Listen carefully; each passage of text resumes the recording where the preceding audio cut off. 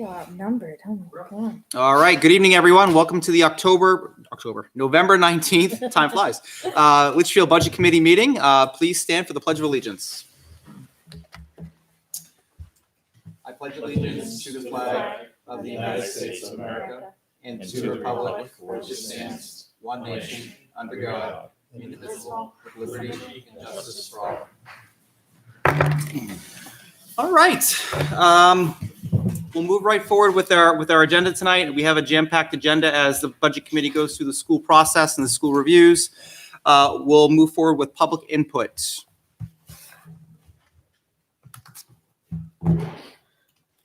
I don't see anyone in the public. I don't see any. Okay. Mr. Chair, I don't see any public members joining. Thank you, Mr. Burnell. Appreciate that as always. Next up is review, additions, modifications to tonight's agenda. Anyone with any changes this evening? I have three modifications to tonight's agenda. So one is after we get through minutes, I'd like to add a conversation about conflicts of interest. Two, right before we get into the school budget review, I'd like to have some opening remarks from the budget committee and just kind of the budget committee process so far and the school sitting in the school reviews.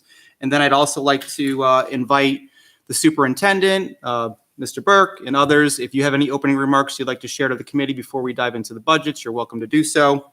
And then finally, at the end of tonight's presentation, I did circulate my analysis file, which I committed to sending to this committee. I sent it around 4 o'clock. So I will present that this evening as well, time permitting. Sound good? You're going to do it up there? Yeah, I'll do it up there. Yeah, yep. Anything else? Any other modifications tonight? Okay, hearing none, we'll move into correspondence. So there's been a lot of correspondence since we last formally met as a budget committee in late October. I actually have, Michelle, I'm sorry, about 2 pages worth of correspondence I'm going to summarize. Vice Chairman Forey was very kind enough to help me put this all together because it is kind of a laundry list, so bear with me here for a couple moments. So correspondent summaries since our last full budget committee meeting on October 29th. We received the weekly budget report from the town on October 30th. We have meeting agendas for the joint school budget review meetings that happened on November 5th as well as November 10th. We have on November 2nd, we have town voting summary that was shared by Mrs. White. She had asked the summary of the budget committee actions on the town side, so I flipped that to her. We have meeting draft minutes for October 15th and October 22nd. We have detailed agendas with lists of accounts to be reviewed on each night for the joint budget review meetings that happened with the school on November 5th and November 10th. We have a notification from Chief Freitzel on November 6th about the passing of Inspector Peter Dion. So obviously we wish our very best and sincere condolences to the Dion family. I understand that was very sudden. His thoughts are, he's with us. His family is with us tonight. Link to the preliminary school budget accounts as of October 28th were sent on November 6th by myself, which were forwarded from Mr. Sun. We have amended minutes from October 15th that were sent on November 6th. We have the weekly budget report on November 6th. We have draft meeting minutes from October 29th. We have the agenda for the budget committee meeting on November 12th, which was circulated to the committee on November 9th. We have also on November 9th a request for the electronic copy of the school budget. That was a request by myself to the superintendent's office. We have the amended minutes from the October 29th meeting. We have the link to the fiscal year 22 proposed budget and accounts to be reviewed at the November 10th joint meeting. On the evening of November 10th, I actually sent a notification that the November 12th budget committee meeting would be canceled and would resume tonight, November 19th. We have correspondence on November 10th from School Business Administrator, Mr. Izabicki. The finalized school budget will be available by the end of the day on the 12th. That was circulated to the committee on the 12th. On the 11th, we have a request that was received to review the 2003 petition warrant article. This is the article about the new positions and kind of the language behind that article.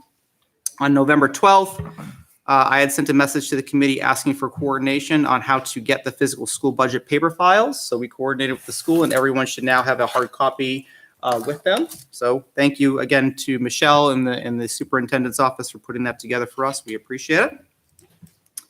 On November 12th, we have a question that was submitted from John Davidson and an answer from the curriculum director, Ms. Whitman, regarding potential professional development costs. On November 19th, we have the agenda that was sent. We have we sent the agenda on November 12th for tonight, the 19th. We have the official school budget Excel file that was shared on the evening of the 12th. We have a weekly budget report on the 13th. We have the reminder sent on November 17th by myself to the budget committee members to submit questions in advance for this evening in preparation for this evening. And then 4 more, I promise. We have all on November 18th. We have the confirmation of the deliberative sessions, which will be on January 30th for the town and Saturday the 6th for the school. And that was confirmed by legal on both sides. On November 18th, we also have questions submitted by Mr. Taylor, which I know were responded to by the superintendent's office late this afternoon.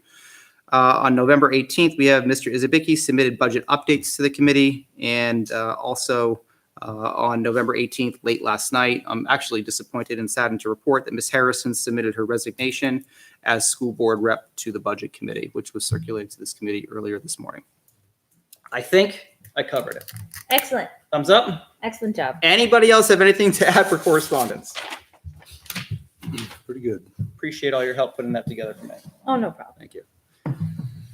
Okay, next up we have review and acceptance of minutes, and we have the October 15th as well as October 22nd minutes.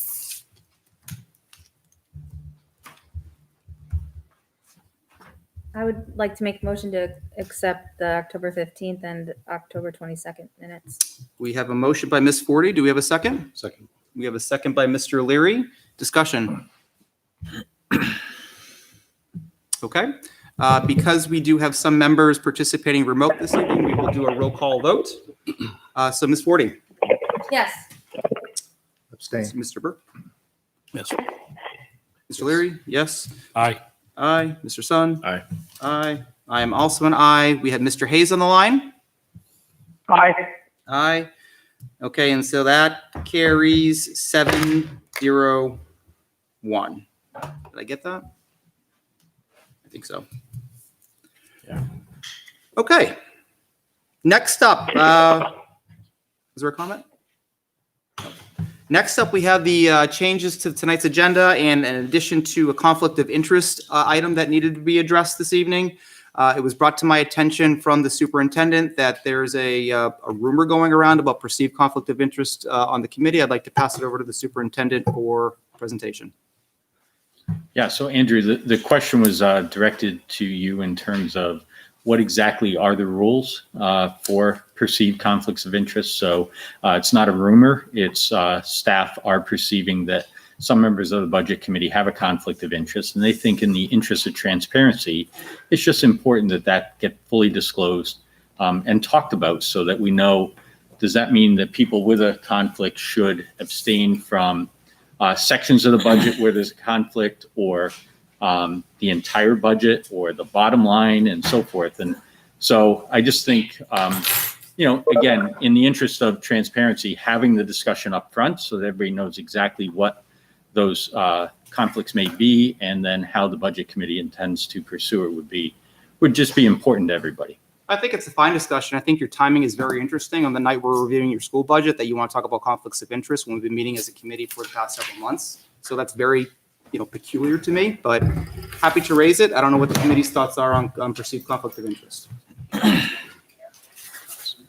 talk about it. Like what's being said. I don't know. Well, and I'll go ahead and speak first. I had actually sent a message to Mr. Cutter earlier in the week prior to this being raised, and letting him know that I would be abstaining from any votes that pertain to district software. Because if you look under the line items under district software, my company is one of the companies that the district spends about $6,500 on out of the total budget. And so I let Andrew know in advance of conversations that happened today that if there were any motions made pertaining to that line item, that my plan was to abstain to avoid perceived conflict of interest. That makes sense. Yep. Okay, thank you. Anyone else? Is that it? Is that like the whole thing? I'm not privy to the internal discussions that were had or what perceived conflicts of interest there are. So, Well, you have two individuals that their spouses work for the school, okay. right? That's be Mr. Leary and Mr. Taylor. Okay. So is there a specific concern or question raised about that? Yeah. Because Mr. Leary sat on this committee last year as well. But we had the discussion last year too, Andrew. So we're just asking to repeat it since it's a budget development process. And Mr. Taylor did not sit on the committee last year. So I think, again, what are the rules? What's the expectation when it comes to the budget relative to spousal information or, the fact that income from the school district does end up in the household? I think those are legitimate questions that have been raised by staff. They are. Again, I think your timing is very interesting. But yes, it's a fine discussion to have. So Mr. Leary or Mr. Taylor, do you care to weigh in? On the LSSA contract last year, I abstained because my wife was part of that group. But I sat in on everything else. I see no reason why I can't sit in on everything else this year. I find it interesting too, and it's it almost seems like, certain people are being singled out that if they might have a disagreement, let's get rid of the dissenters. So that's just my opinion. Well, let me just clarify, you're being singled out because you do have a relationship with someone that financially you have gains in the picture, possibility. That's why the three of you actually are singled out. So I historically, think Mr. that's Burke, weak. did you abstain from any Campbell Athletics coaching? I did, that did. pertained to my Okay. wife, yes, lacrosse. Thank you. You're welcome. And if I can just to make a historical statement, Dennis Miller used to sit on the budget committee. His wife worked at the high school. He would abstain from the personnel budget. So just to be a matter of historical, the personnel budget, if that's the precedent that's been set by the budget committee, I would ask that that be carried forward. That's also several years ago, and we have a new composition three. of this committee. It's also something that came up at the time the budget was discussed. I'm concerned by the tone we're setting right now, personally. I feel like we're becoming very argumentative before we even started looking at the budget. Yeah. So, I trust that the people that here that are elected to represent the people will do what they feel is right and will be best by the community. Do we have concerns that that's not going to be what we're going to see? Because that's what I'm hearing, honestly, is that we don't have faith in the elected board here. And to me, that's troublesome. Carrie, that's not it at all. You were late coming in. So when I referenced it before you arrived, I said that this was about transparency, which I know you agree with. Oh, I do. And, timing wise, well, what other time than the beginning of the school budget review? And it got brought to me and I simply brought it forward. I mean, it's just a question as we begin this. And I think to revisit this annually, I mean, there's no offense intended, but I'd rather address it now before we begin. The time to address it, with all due Then respect, at Mr. the end of Getty, this, is when we right? review our bylaws. And when we had changes or modifications in our distance to our bylaws, which the school was representing at that time. That's the time to address it. So here's my take on conflicts of interest, right? We're going to go through the budget in detail as we always do. I'm going to flip tonight section by section, not page by page, unless that's the will of the committee. So first off, I'll present CHS, followed by LMS and GMS in the order that you have in your agenda. If there's any questions on those specific budgets, by all means. We're not voting on these budgets tonight. We're simply reviewing the budgets tonight, right? Voting will commence on 12/3. If there is a perceived conflict of interest within the respective budget, I would ask that the committee members abstain from those specific budgets. But because we're voting on a bottom line, they are entitled to vote on the bottom line budget. That's my take. What's the will of the committee? I mean, I'm going into my third year here, so I don't have all the history. It's been my observation that we have kind of entrusted that each person would abstain if they felt that if there was a conflict of interest. And I have, up until this point, I thought that was working. Other committee members? It's a small town. We all know who's involved where. So when we get to a topic that we feel somebody should abstain, I have no problem saying, hey, Bob, really?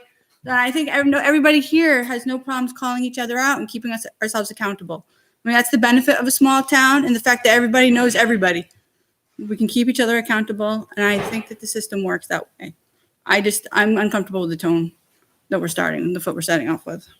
Okay. Others? So, Mr. Cutter, obviously, with myself being called out, absolutely, I would abstain in terms of the CHS administrative office. However, I think that then not being able to speak around the overall salary, benefits, and retirement is a bit stepping over the line. And I think you'll find that there will be in no way, shape, or form me trying to get the benefit of my household. If Enrich anything, I yourself. will be looking to cut for my household. I think everybody here, if you live in town, you have the right to have your own opinion. So if they have their own opinion, it's theirs. Let them have it. They were duly elected. So after that, there's really nothing else that can be done about it. Thank you. I'd agree with Mr. Taylor. What he said, I think it's important. Well put. Thank you. I think I'm good. I think I just may host this. Okay. Any other comments, questions?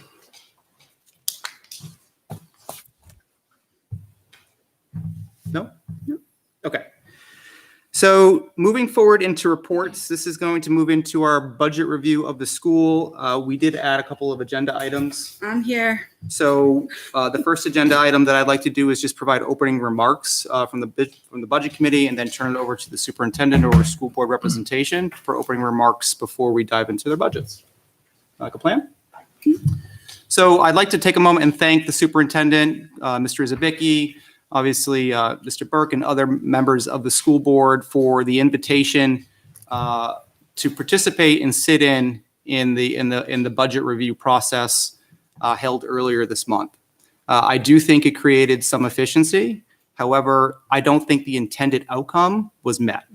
And the reason why I say that is because you speak about transparency. There was no transparency to the budget committee. We had no say. We actually didn't even have the budget in front of us for the sessions. So the participation of the budget committee in that was actually, in my opinion, a complete waste of time because we didn't have effective challenge of that budget. We didn't have the ability to ask department head questions. We didn't even have the budget in front of us. So in terms of transparency, there was no transparency from the school. And I know I speak for myself. I was very disappointed in how it went this year. Completely different experience with the town versus the school. Other committee members' thoughts? Feel the same way. In fact, the second session I didn't watch because there was no point to me. Couldn't be involved in it. Couldn't ask any questions. So instead of why weren't we just here doing our thing? Yep. I'll say, having not gone through in the past, the opportunity to listen to the presentations from the principals and department heads, I felt was somewhat beneficial for me. The first session, I had nothing I was following along with. The second session, I heard Michelle mention that things were posted on the school website and kind of tracked it down that way, although I was looking at historical numbers instead of the actual numbers that they were reviewing. So I feel like had we had the document that Corey was working off of as we were kind of going through it and to be able to see it and following, even if we weren't asking questions or had that opportunity, yeah.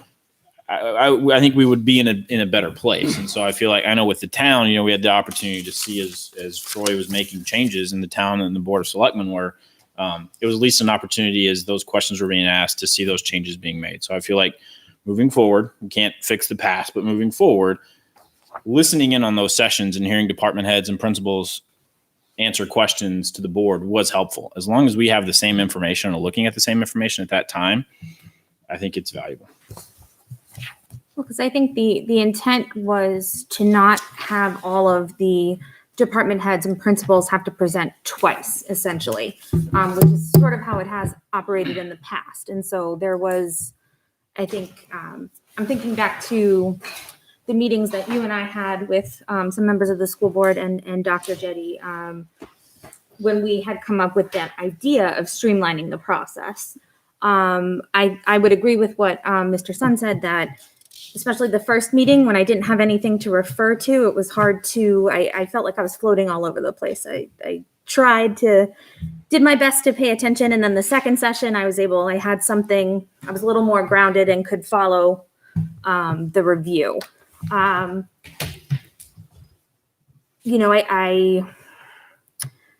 wish it had gone a little smoother. Maybe there's a way to do it something in the middle, or maybe it was because in the past they had done sort of a all set, like one day, Saturday, all review, and it was a little more in depth. I know that for some aspects of the budget, where there was no questions or entire sections weren't thoroughly discussed, my assumption would be that some of that is because a lot of this budget, due to COVID, many other issues, was either level funded or there were actually decreases. So I feel like not everything was as line by line defended, but there were reasons for that as well. So I think there are pieces that could have gone better, especially that first meeting. It was hard not to have anything grounding me. I think we just got to keep tweaking this and balancing the budget committee having what it needs to do its analysis with being respectful of everybody's time. Mr. Hayes, I know you're connected. Do you have any comments here? Well, I agree with Mr. Jorge. I think the first session, which is the only one that I attended because I didn't attend the second one. I followed along. I didn't have any material in front of me, but it all made sense. And there were motions to reduce some of the line items in the budget, which, I saw that process and the willingness of the school board to make those motions. I thought it was beneficial. I just think we need to fine tune it. It's like remote learning. We need to learn as we go along and just do it better. Okay, great. Any other comments? Okay, hearing none. Next up, I'd like to invite a presentation or opening remarks by the school.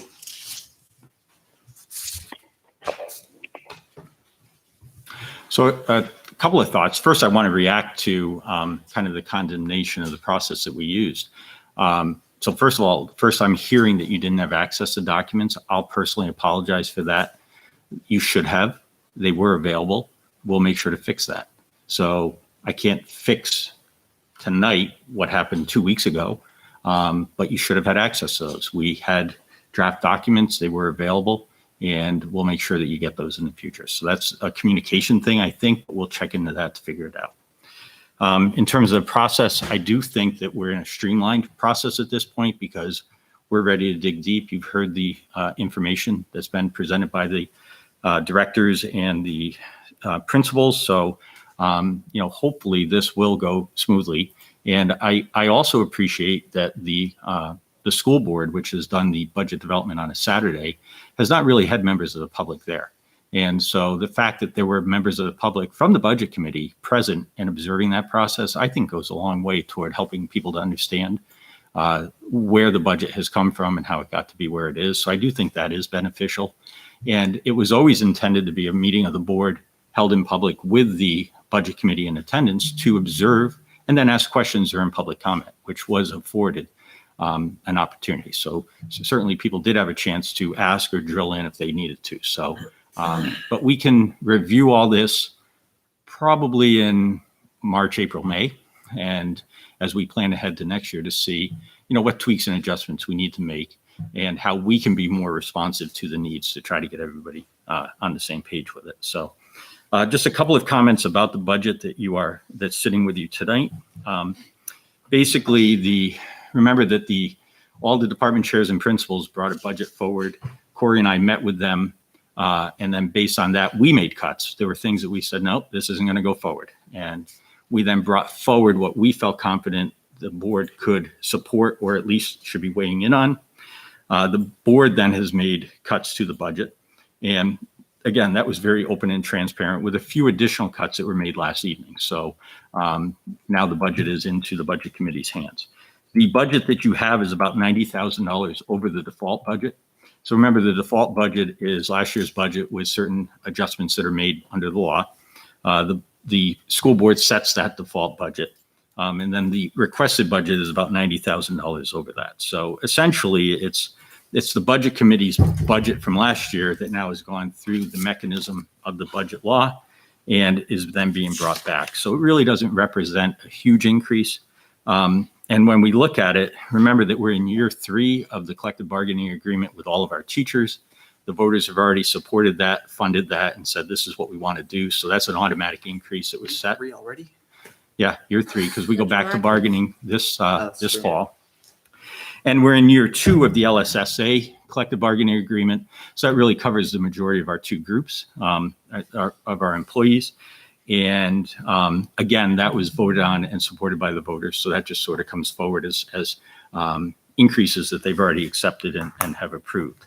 And then the other big driver for us are the retirement increases coming from the state. And that's something that's been pushed down to towns and schools. And it's a cost that we have to assume for our employees. The other thing to point out is that the school district, I feel, was incredibly responsible with the COVID shutdown that occurred in March. And so just a reminder that we immediately took steps to close 2 schools, to consolidate services, to recover as much cost savings as possible, right? So when the voters came forward on March 10th to vote on and support our budget, which they were very supportive of, nobody on March 10th saw what was coming on March 13th. And so in good faith, they supported the schools and said, we want you to have a good school system in Litchfield, and we're going to support the budget to pull that off. When the world turned upside down, when people in our community lost their jobs, we felt the responsibility to pay that back and to tighten our belt, closing the schools, saving on energy costs, et cetera. And that resulted in a cost savings of about $700,000 that we returned back to the taxpayers. And we did that because we're part of the community, and that's what you do when things go awry and unknown. We didn't have to, but it was the right thing. And in that, I just think as we do all of our analyses, we just have to keep in mind that, some savings or some money that didn't get spent is because we were trying to be responsible on that. It's not that we didn't need it or couldn't have used it or couldn't have done something else with it. And so again, operating under the bottom line budget theory or idea, we didn't take that action. We actually did what we needed to do in order to be supportive of the community. So when we get into the analysis, let's just keep that in mind. 3-year averaging works great when years are average. Last year was not an average year. This year's not an average year because we've got a monkey wrench and it's thrown us all for a loop. And so we just need to be mindful of that as we go forward, and especially in a people business like ours. So those are my opening comments relative to where we are and what brought us here today. I don't know if Chairman Burke has anything additional he wants to add, or BA is Vicky. You got it covered. Not this time. Great, thank you. Thank you. Okay, so now we will move forward into the school budget review process, and we will kick it off with CHS. So I know, Can I ask a question beforehand? Yes, please. This is for the school. I know you gave back the town like about 700,000. What was the actual surplus you had? Wasn't it like 1.2 million or something? And then a certain amount, or was it 1.3 and then 600 went to changing out, heating or something? No, it was, School? we retained right around 400,000 for certain projects. Part of that is being used to fund the security project at LMS. And then there were other projects that we had budgeted during the year that we took care of through year end. And then we returned 708, 770, I believe, somewhere in that ballpark. And some of those savings are shown in this year's building and grounds reduction. Mr. Hodgkins, I think the 600K you're referring to is the state money that the school district may have gotten. No, I remember. There were a lot of numbers that were thrown at the end. When it got finalized, it was quite a bit less. It was okay. I thought Ms. Harrison had said something around 1.3 million. No, because at one point, and then At one point, there was an estimate of 1.3. and then it was like On $300,000 payroll that had not been submitted. So that was a big chunk of it. Okay. Thanks. Okay, so moving into the CHS budget, did anyone have any comments or questions that you'd like to address this evening?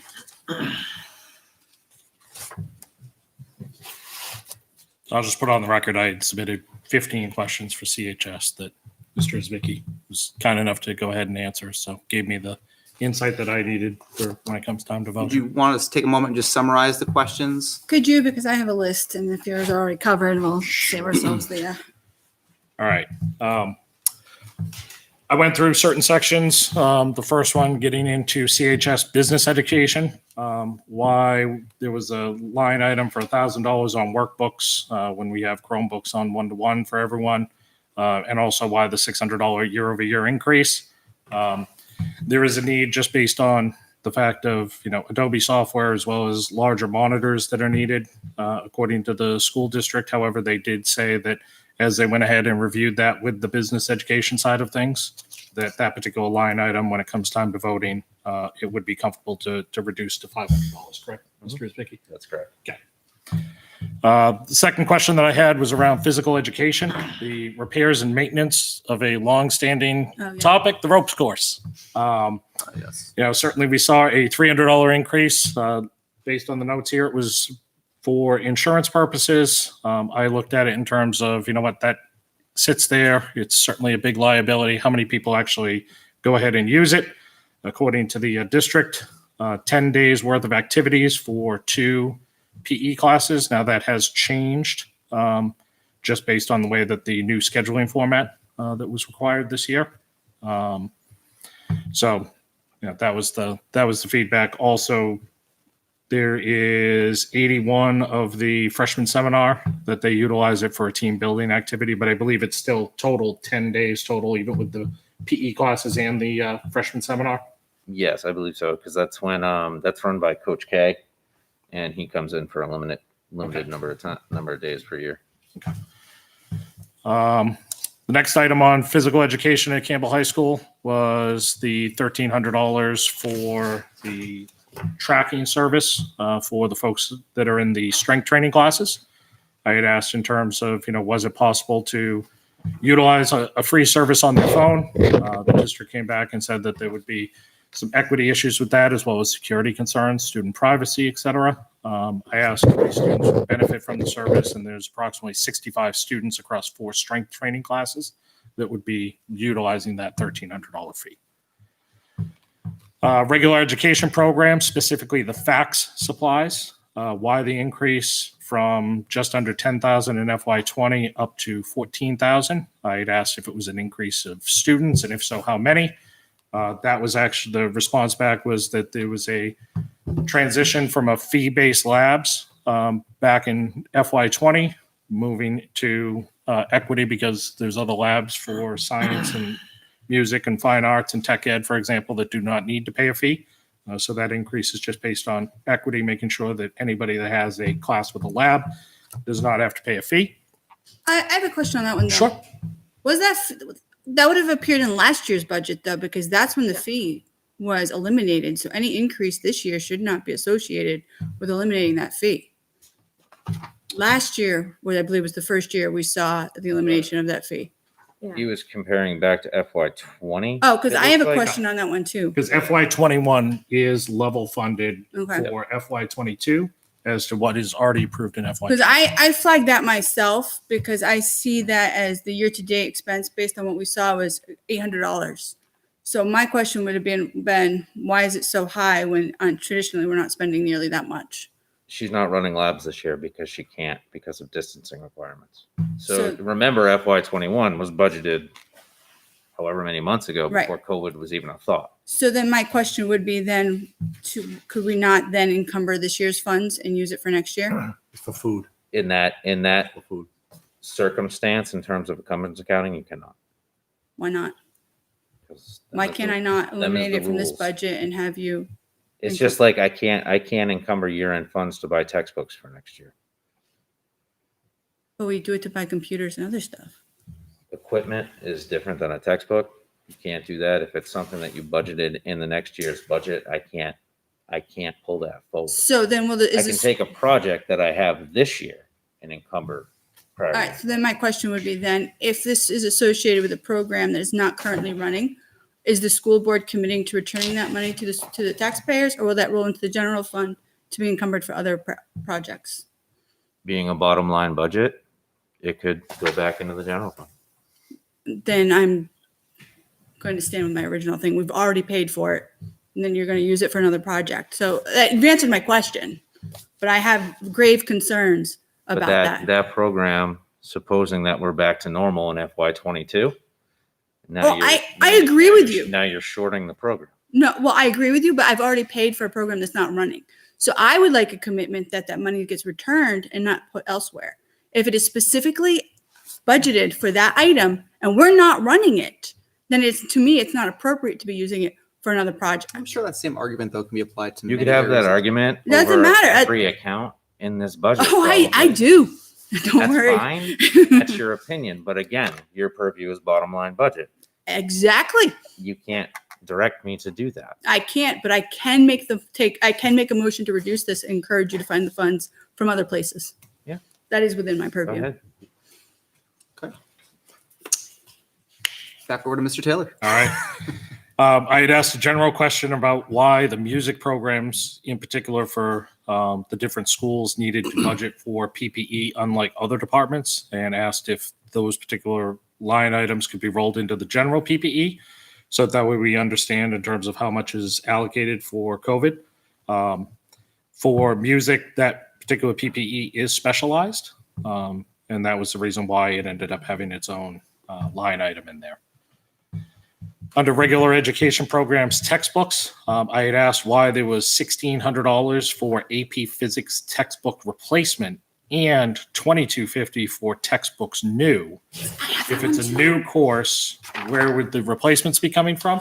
The response back from the district was that it is a double booking. It is a new course. However, the budget number for the anticipated number of students is $2,250, and the $1,600 should be deleted. So I'll make a motion when it comes time for voting to have that line item reduced. Regular education program, equipment additional. I was asking in terms of how many students are asking for AP Physics. When you take a look at the high school, we have an AP Environmental Science, we have AP Biology. Recently, AP Chemistry came on, and now at this point, we're also taking a look at AP Physics. My comment is it's just starting to really stretch thin, and it's also getting extremely top heavy at the high school. It's my belief, if you take a look at this, and then later on, there's a computer science AP class that is getting added as well. It's just for the overall district, I question in terms of our ability to have the staff to be able to handle all of those classes and also be able to ensure that everybody across the school has the ability to be able to get the education that they want, and not just make sure that we're trying to take care of the highest level. And students. Mr. Taylor, with that, I would encourage you to come to a school board meeting and represent that. It's not the responsibility of the budget committee to set curriculum. No, but when I budget see additional cost going into the budget for yet another program, then it's very much for this particular forum here. Yeah, I think you should come to a school board meeting. Certainly will. I will say mine says, great to see this. Because as a student, I know, I mean, for once they'll hear the other side is I'd like to see more AP courses offered. So I appreciate seeing this because students like mine aren't getting served at the high school level because I need these AP courses. So for me, I appreciate seeing this, although I do appreciate also that it was double booked. So that was also noted, but so. Mr. Taylor. All right. CHS computer education textbooks new. Why the increase from $0 to $2,075? Is a textbook necessary for computer education when everyone has a Chromebook? The response back was, quote, textbook also refers to online resources and programs. In the case, AP Computer Science will be a new course in FY22 and warrants purchase of AP certified materials. CHS vocational education tuition. I had asked what the student enrollment by class is in both schools, and would it be possible for us to consolidate to one CTE school? So the response I received back was Alvern and Pinkerton have different offerings. Yes, I know that they do. They also have some overlapping ones as well. In an effort to meet more student needs, both programs are offered. The numbers vary from year to year. Last year, there were 12 at Pinkerton and 28 at Alvern. This year, the numbers are more heavily at Alvern, but each school has a variety of programs that interest different types of students. This year, Alvern has 33, Pinkerton has 7. So again, not trying to talk about what should be offered. However, when I take a look at the cost of not only the tuition at those programs, as well as the additional busing for 4 runs a day, I question in terms of, again, we adding more AP classes, we're adding more CTE classes, we're adding more of these classes, more of those classes. Ultimately, there's still only about 400 to 450 students. I mean, at what point is it just, is there enough students to really make a sound investment in that particular class? Just because, 2 people want to take a class doesn't mean that then at that point we have the money to be able to afford all of those different classes. So whether the school board decides that that's the way that they want the curriculum to go, that's fine. But there is a finite pie of money that can't accommodate every single person and everything that they want to be able to take. So that was one that when I ran for this office was a big hot button for me, was just that those 2 programs are extremely costly in the budget. Can I speak to that? Sure. And I often don't disagree with Mr. Taylor with a lot of things he proposes to cut, but my background actually is as a CTE teacher. So I do see a lot of value in those programs. Would it be possible to get a list of what are those programs that we're seeing at both Auburn and Pinkerton? And have we ever offered those at Campbell in the past historically? What do those enrollment numbers look like at those programs? Because I do see tremendous value in those. But if we have offered those historically at Campbell in the past, did we shift away from it for enrollment numbers or purposes? Just for my own understanding and to get a sense of what are those programs that our kids are being serviced at those other locations. Yeah, let me dig into this a little deeper, and we'll have a more in-depth analysis for you at the next meeting. I think something that's being missed in this analysis is that if the students don't go there, then we have to educate them in Campbell High School, right? So they're being educated, and we're leveraging federal Perkins funds. So there's tremendous federal investment in the CTE centers that's paying for salaries and so forth. So if you do a cost analysis of what it costs for a student to earn a credit at Campbell versus earning a credit at a CTE center, where federal funds are supporting more than 50% of that cost, you'll find that this is actually a tremendous value. So yes, you are seeing a busing expense, but that's minimal when you divide that out to what it would cost to keep the student in-house and provide not even a comparable course, a course.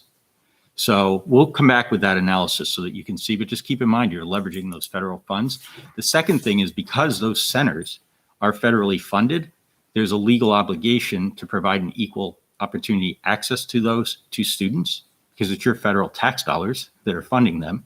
So we can't deny a student who wants to go to Pinkerton or who wants to go to Alvern as long as they qualify and are accepted in the program. There's rules about that. But the point is, we can't turn around and say, you can't go to Pinkerton.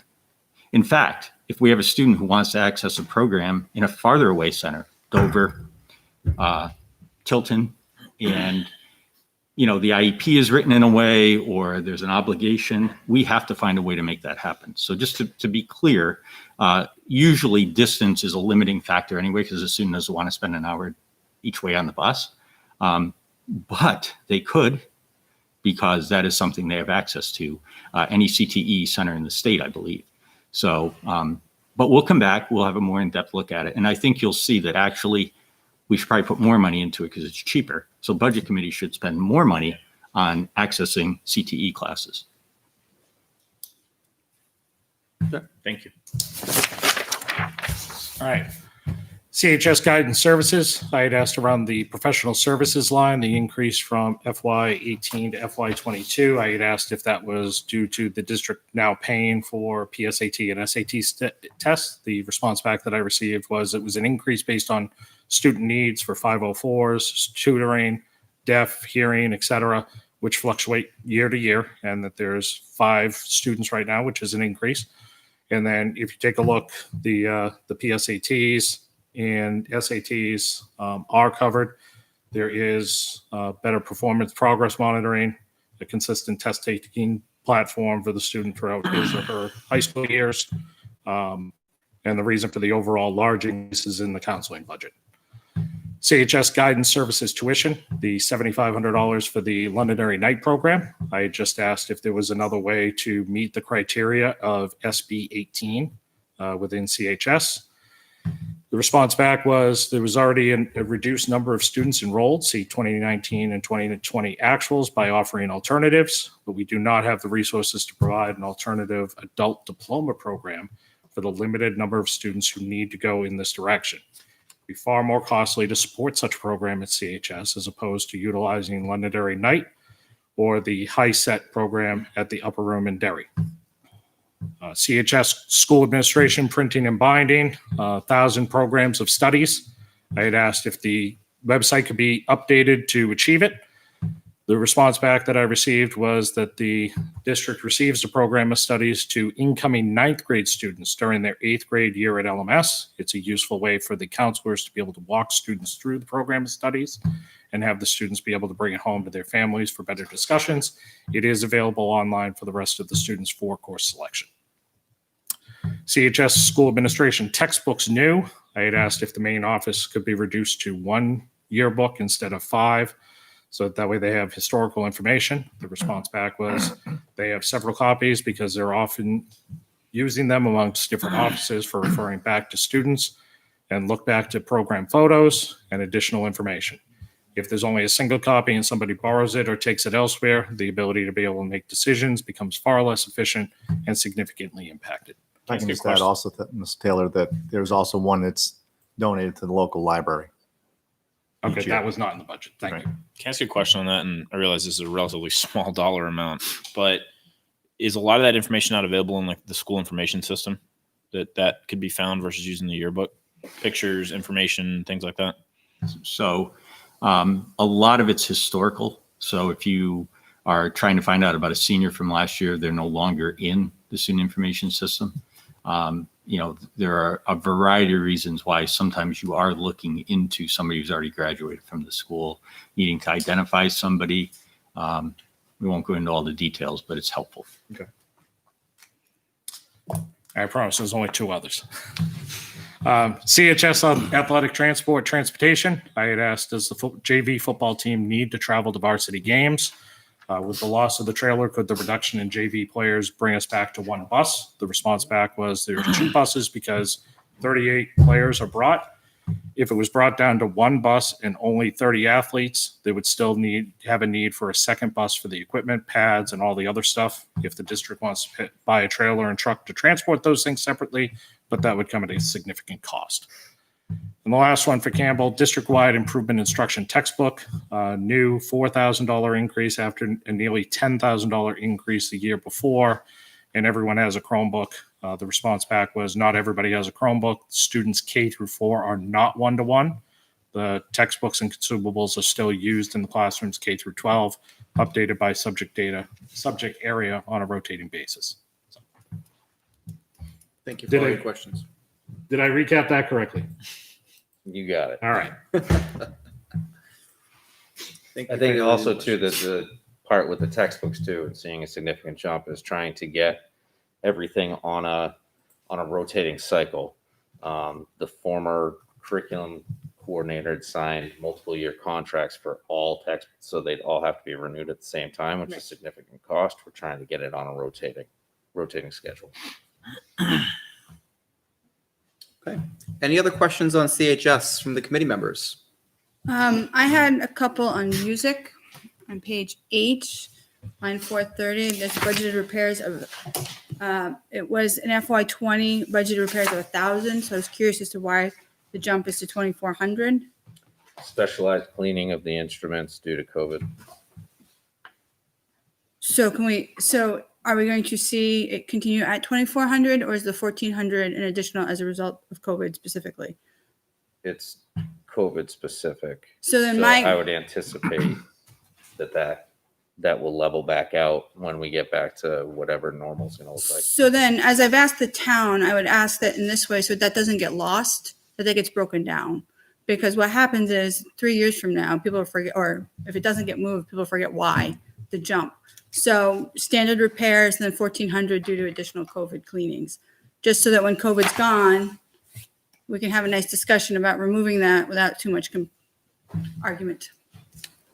Then the other question is on 650. There's budgeted of 50 blocks at $12 equals 1,000. My calculation is that 50 times 12 is 600. So I'm curious as to whether I'm missing something or if there's a calculation error. Which line is that? Page 9, Software line 650. 650, line 650.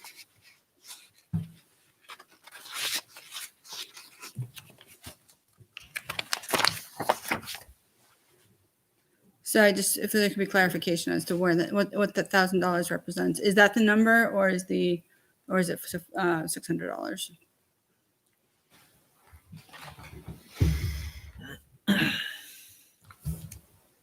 Can we get back to you on that? Absolutely. Yeah. I'm sure more will come up. I was doing this in between homeschooling and getting ready for my meeting, so. Is that it? Hold on. I'm sure I have more. Line, page 10, science 610. It was level funded for the FY budget, but the last year level funded. FY end of year was 9,600. Year to date is 2,820. Is there a plan for spending this budget, or are we seeing another one that's slightly overfunded? I believe is my question. No, again, I'm not trying to cut science, I but would, also, I would anticipate, I mean, we also need to consider it's also November. So, I mean, a lot of the planning, a lot of the purchasing may not have taken place yet just because expenditure looks low at this point. It well, is then that only answers my November. question. Is there a plan for spending? So if we could just confirm, because That's a in the past, question on the science department. Yeah. We have to follow yeah, up on that. because in the past, it seems like we were just not spending our full budget. So if we're not spending the budget, and I'm not encouraging to spend for the sake of spending, but if we're not spending it, then let's dial back what we're taxing. That's my I think one thing that needs to be kept in mind, certainly with the 4x4 schedule, Mhm. it may be that the science programs are heavy in semester 2, Okay. and that's why we're not seeing the spend in semester That could very 1. So well that be could be a too. possibility as well. I will defer, but that's my question. Let's see. Page 12, social studies, 640, textbook replacement. We see the same number every year. I believe, is it still a placeholder, or are they actual items being replaced, or is it just a budget to have available should we need it?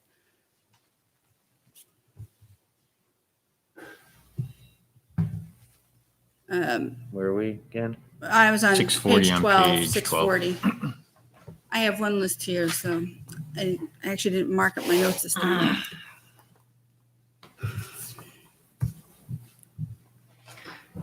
And then similar to the discussion our energetic discussion regarding food, theater arts, is that program moving forward this year? Because then that's again a situation where we have funds that would not be spent on a specific program. I think they intend to Okay. do theater productions this year.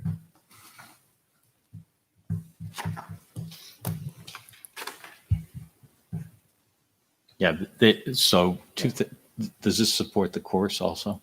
It may. Yeah. So I think it supports the in-school class, but also the co-curricular plays. So let me just verify that, but they are intending to do both a fall production and a spring.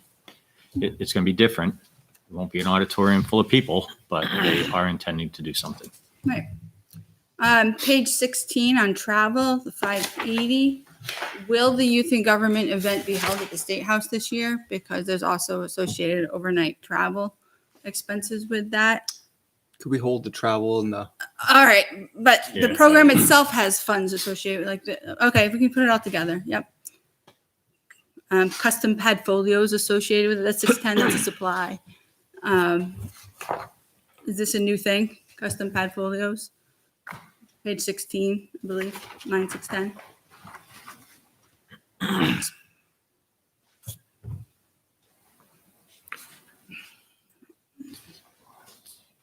Let's see.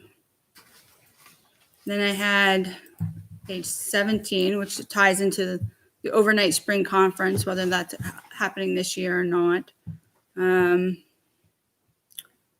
Freshman cookout. The freshman cookout did not occur this year, am I correct? Based on the year-to-date expenses? So whether I suppose there could be a plan for it later this year. The discussion for Challenge Day we can have later. Page 25, nurse supplies includes money for PPE. Is that being consolidated into the district-wide fund, or does the nurse hold her own? Library, page 25, 610 supplies. It looks like we have 4 printers when in the past we've had 2. Curious as to the change there.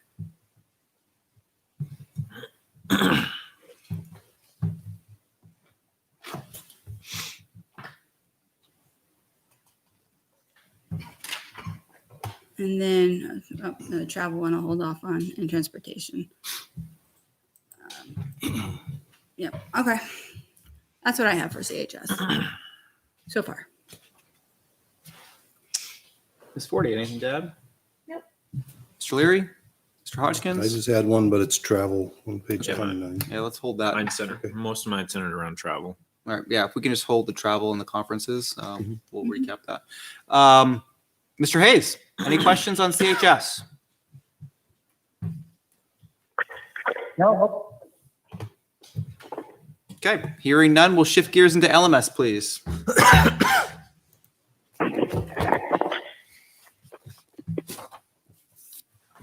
Start with Mr. Leary's list or Mr. Taylor's list. I mean, I actually Yeah. do not have anything for it. Then I'll default to Mr. Sun. I thought you had one under. Didn't you have one under computer instruction? Actually, you know what? That's under IT. Oh, okay.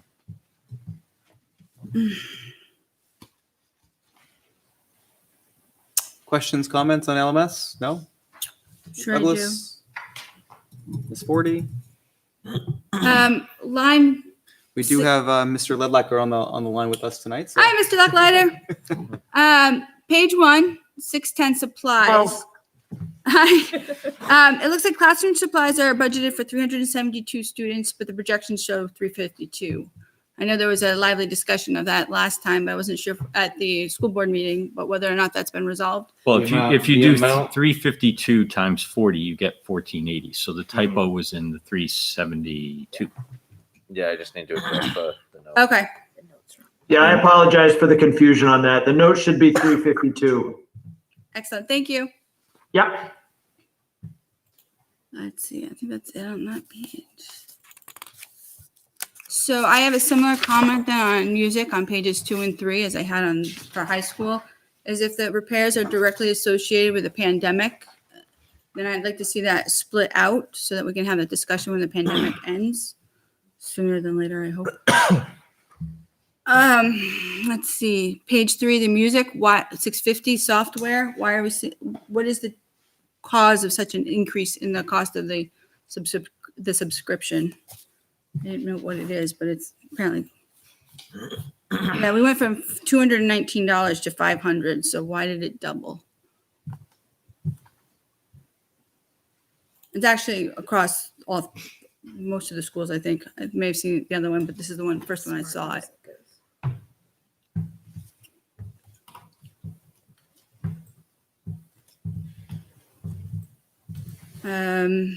Page 6, I had a question on supply 610.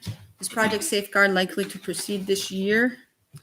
And you have a list of questions there, right? I'm almost done. Well, I'm just if you have more questions for the rest of the budgets we're going to review, maybe it's helpful if you can share that with me, and I'll Alright. give the superintendent and Mr. Zabicki a I'll chance to be- review it.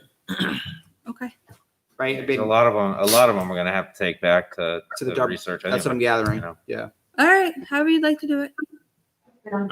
I was just trying to save other people from having the same question. So go ahead.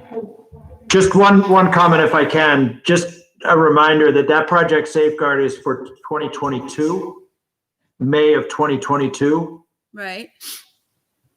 So, I mean, the plan is that we would run that in, 2022, and I'm optimistic that by then we will be in somewhat back to normal. No, I appreciate that. We just had a very lively discussion about what to do with funds that aren't expended this year. So I was just curious as to the status of this year's program. But if it's in May, hopefully we can run it. I think the answer from the school will be the same. And that's fine, but it's money. It's within my purview. I'm going to ask. Okay. Mr. Cutter, I did have a question. Yes, Mr. Sun. Under Guidance Services, 738 equipment replacement, the new FM system for the 1 7th grade and replacing the batteries. Is that something that could be purchased from this year's funds because it is equipment. Possibly. Yep. Okay. FM systems are usually tied to a student under Specific IEP. student, right? So legally we have to do it. Right. So I hesitate to move things that are legally required out of a budget. Is that an incoming student? Is this a new incoming student, or replacing an existing system that we have? For a current. I'd have to take that question back to Devin. Okay.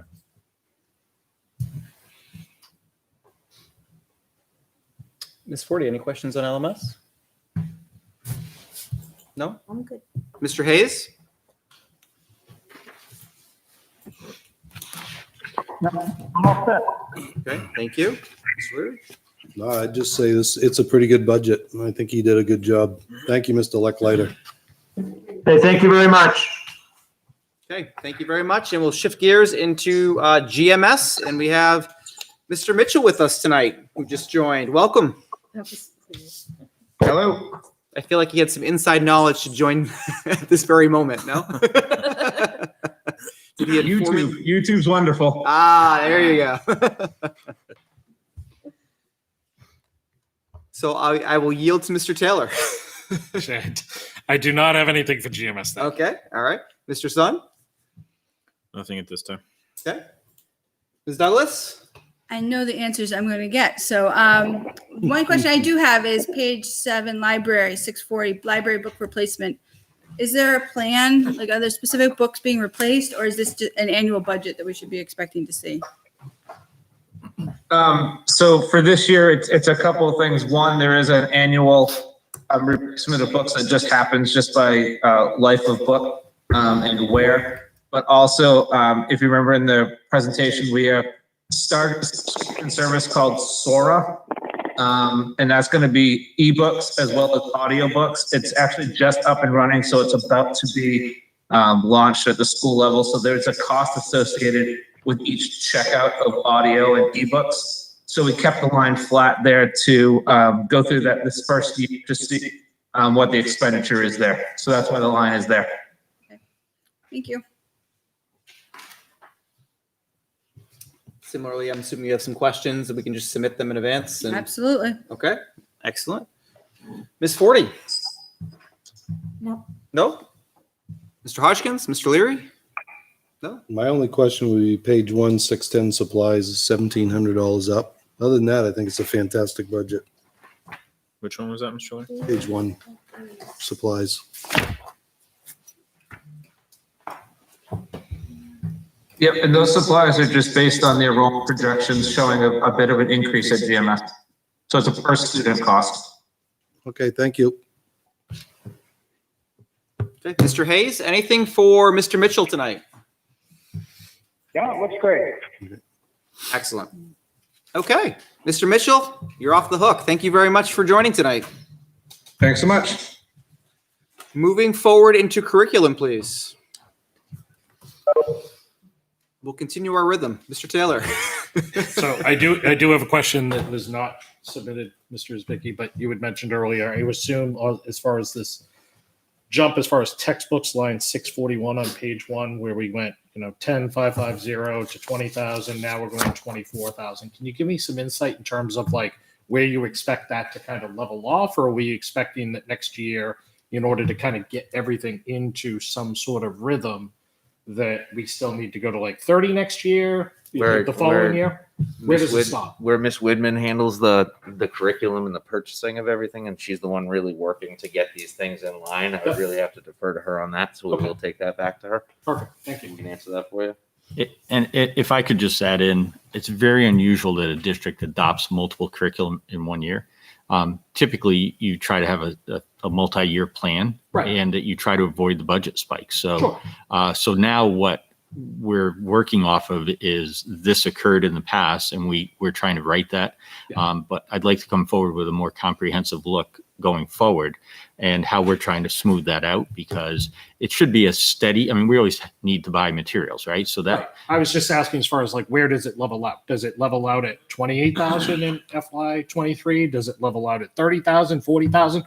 Where does that point level out where you have that cycle you're looking for? yeah, we'll get you an answer on that. And remember, level may be the wrong term only because, you know, a science book may cost more than an English book, for example. So it does vary a little bit by what the programmatic needs are, but we shouldn't be buying multiple programs in a year. So we can certainly get back to you on that one. Okay, Mr. Sun. Yeah. My question centers around conferences and workshops, so I'll keep it connected to the travel conversation. Okay. Ms. Douglas? I can send you mine, but one of my big questions is going to be, what is vertical alignment and why is it 30% more this year than last? But then I have a couple other ones. Send along. Ms. Forden? Mr. Hodgkins, Mr. Leary? The two that I had, and it might be something that was addressed before, I'm not quite sure, was, it's page 1, it's 2110, the improved education's up 3191, and then line 641 has doubled in 2 years from $10,000 to $24,000 from 2020 to Which line item? the budget. That is 641. 2020 budget's 10.5. This recommended now is 24,000. Talked about. Mr. Leary, that's the conversation. Yeah, that we that's were what I said may have been answered. Thank you. What line item was yours? I'm not sure which one. I'm sorry. I missed where's your question associated with? The improve education, Okay. which is up $3,100, and the other one, Mr. Taylor just got the answer for. Textbook. Gotcha. Textbook ones. Gotcha. Yeah, so the 3191 is the total. Yes. Great. Ms. Forde? I'm good. All right. Mr. Hayes? Sorry. I'm fine. Question. Thanks for asking. All right, excellent. That will conclude curriculum, and now we'll move into technology. Mr. Taylor? I did submit a question in regards to page 1, line item 734, equipment additional, as far as the incoming 5th grade class at $350 each for touchscreens. My question was, what was the cost for a non-touchscreen Chromebook? And the response that I received back was $250 per unit. But there was action taken by the school board regarding that. Yeah, last night. Yeah, Yeah. we removed that. They removed that to year-end funding, at which time we'll reevaluate the cost and where we would want to utilize touchscreens versus where it's not needed. So there's some discussion as to the usefulness of a touchscreen at the lower grades. K1 being that most effective area for it, and then continue with the non-touch. So that's something we'll evaluate towards year end. Yeah, Get it re-quoted. I would advocate that at the K2 level, and then obviously any students with special needs, I think the touchscreen is advantageous. I think once you get beyond 2nd grade, that the $250 Chromebook, I mean, I look at my daughter who's in 2nd grade now. She has a touchscreen, but she rarely uses it. And she's not a fluent keyboarder either, but she's hunting and pecking and finding her way. But I think beyond 2nd grade, the non-touchscreen can serve its purpose. Again, the reason for my question was around incoming 5th grade. Right. You know, why go to the 350? Right. What's the plan on replacement when you introduce the Chromebooks at a young elementary school level, right? Obviously, the damage I would anticipate going up. He does them on a 5-year cycle, and they're self-insured at the district level. So it's basically, we'll self-insure. We charge the families the one-time fee or the annual fee to insure the Chromebook, and then our IT department will fix it once. if you break it again, it goes back to the family as we need to charge additional money to repair it, you know, It would be a student fee, right? or the cost of the repair. Yeah, I mean, I'm anticipating my second grader throwing his backpack around when he gets home. Oh, it I happens a can just lot. picture this thing getting smashed. Well, I just can. We do recommend getting a hard shell case for these things. They do protect them pretty well. I mean, my son now, I mean, he's a freshman. He's had the same Chromebook for almost 4 years. So And It's for still clarity, kicking. I'm not sure at the elementary level that they're going to be go home devices. So, Okay. so in the backpack thrown around on the bus probably is not going to be the problem there. So Okay, cool. the concept is more of a tower in the classroom access and keeping it back. Back. Yeah. All right. Good. So as a follow up to that, and I'll try to keep this as focused on the money as possible. I do think there's an opportunity for cost savings when we get to looking at the replacement of those devices. Perhaps at the middle school or high school level, when we have students that have their own devices and have the opportunity to bring those in. And specifically, if you have students that have MacBooks or higher end devices other than Chromebooks that they use at home, and maybe that's their preferred device, if there's an opportunity to explore a way for those students to bring them in safely and securely, that's obviously first and foremost.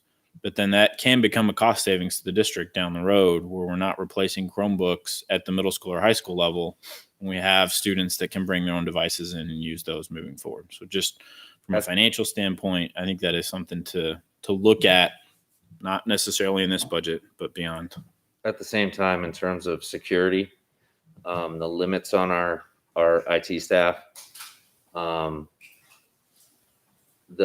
consistency of program and software and everything like that, I think the ability to have everybody on the same platform, same operating system is beneficial. And then over time, you are saving the cost of having to have. I personally think that you bring BYOD in, you need more than, I mean, we put these tech integrators in the budget. You know, I think you'd need more than that in order to support BYOD with the multiple programs and security.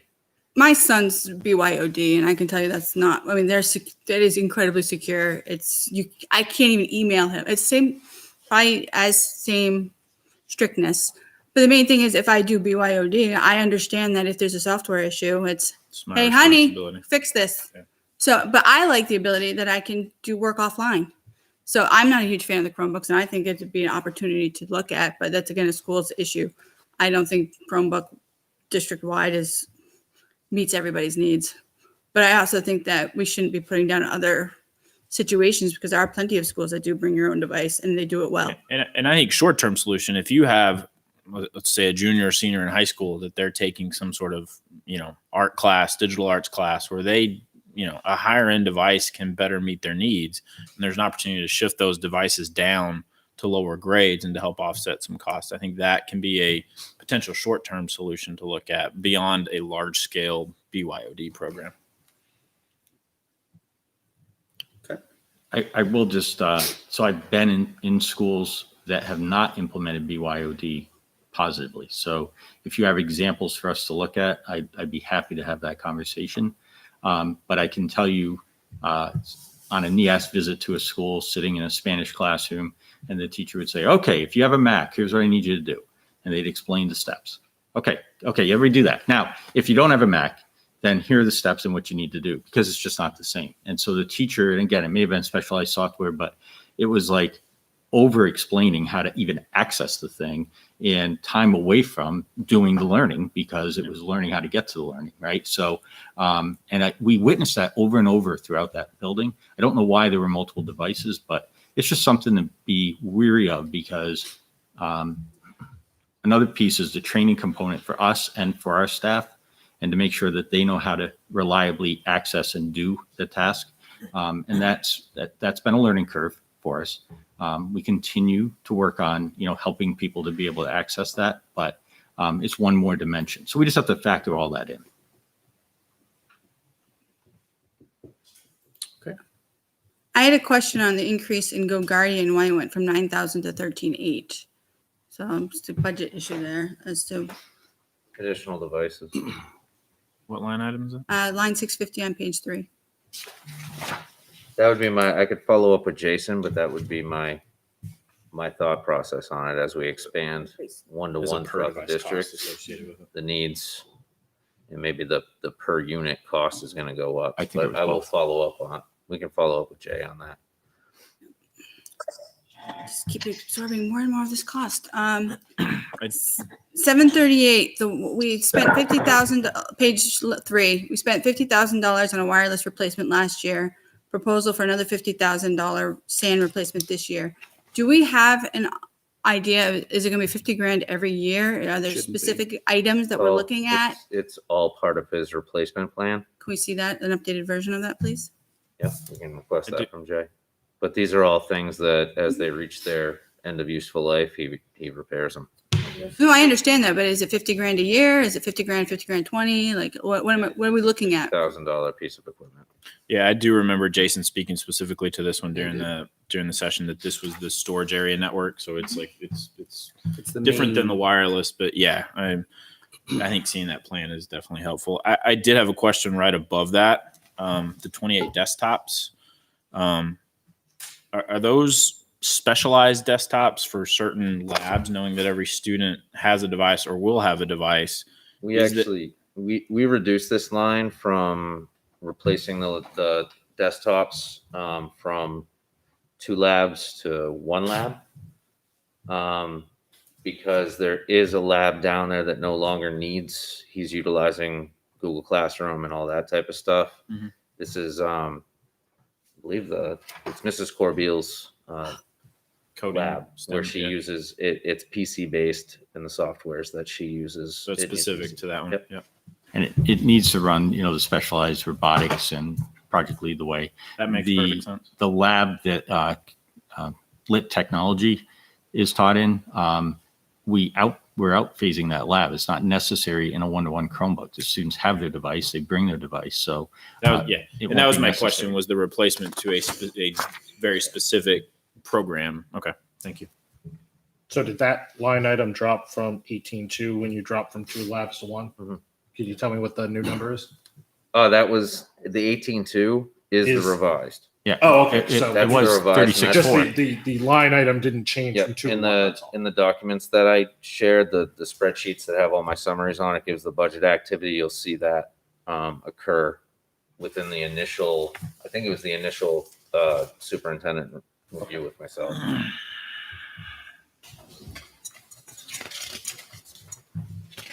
And I only had one more question. And this covers all 3 schools, actually. The nursing software, SNAP nursing software, it's line 650, GMS, LMS, CHS. The cost of the software, I believe, has doubled. I was curious as to if we could have an understanding as to what's driving that. Which page is that? This one's, the first one I picked up on was page 4, but I believe it's at all 3 schools. It's the same software. I believe it sees the same increase across all 3 schools. What was it? I'm sorry, what was it? SNAP, it's line, I have it listed line 650 on page 4. SNAP nursing software right above Power School for 534. I believe that's almost double from last year, so I'm curious as to what's driving that cost. I would say where his note is marked is moved to cloud. I think that would be part of a hosting fee. But we'll follow up with Jay on that one as well. Thank you.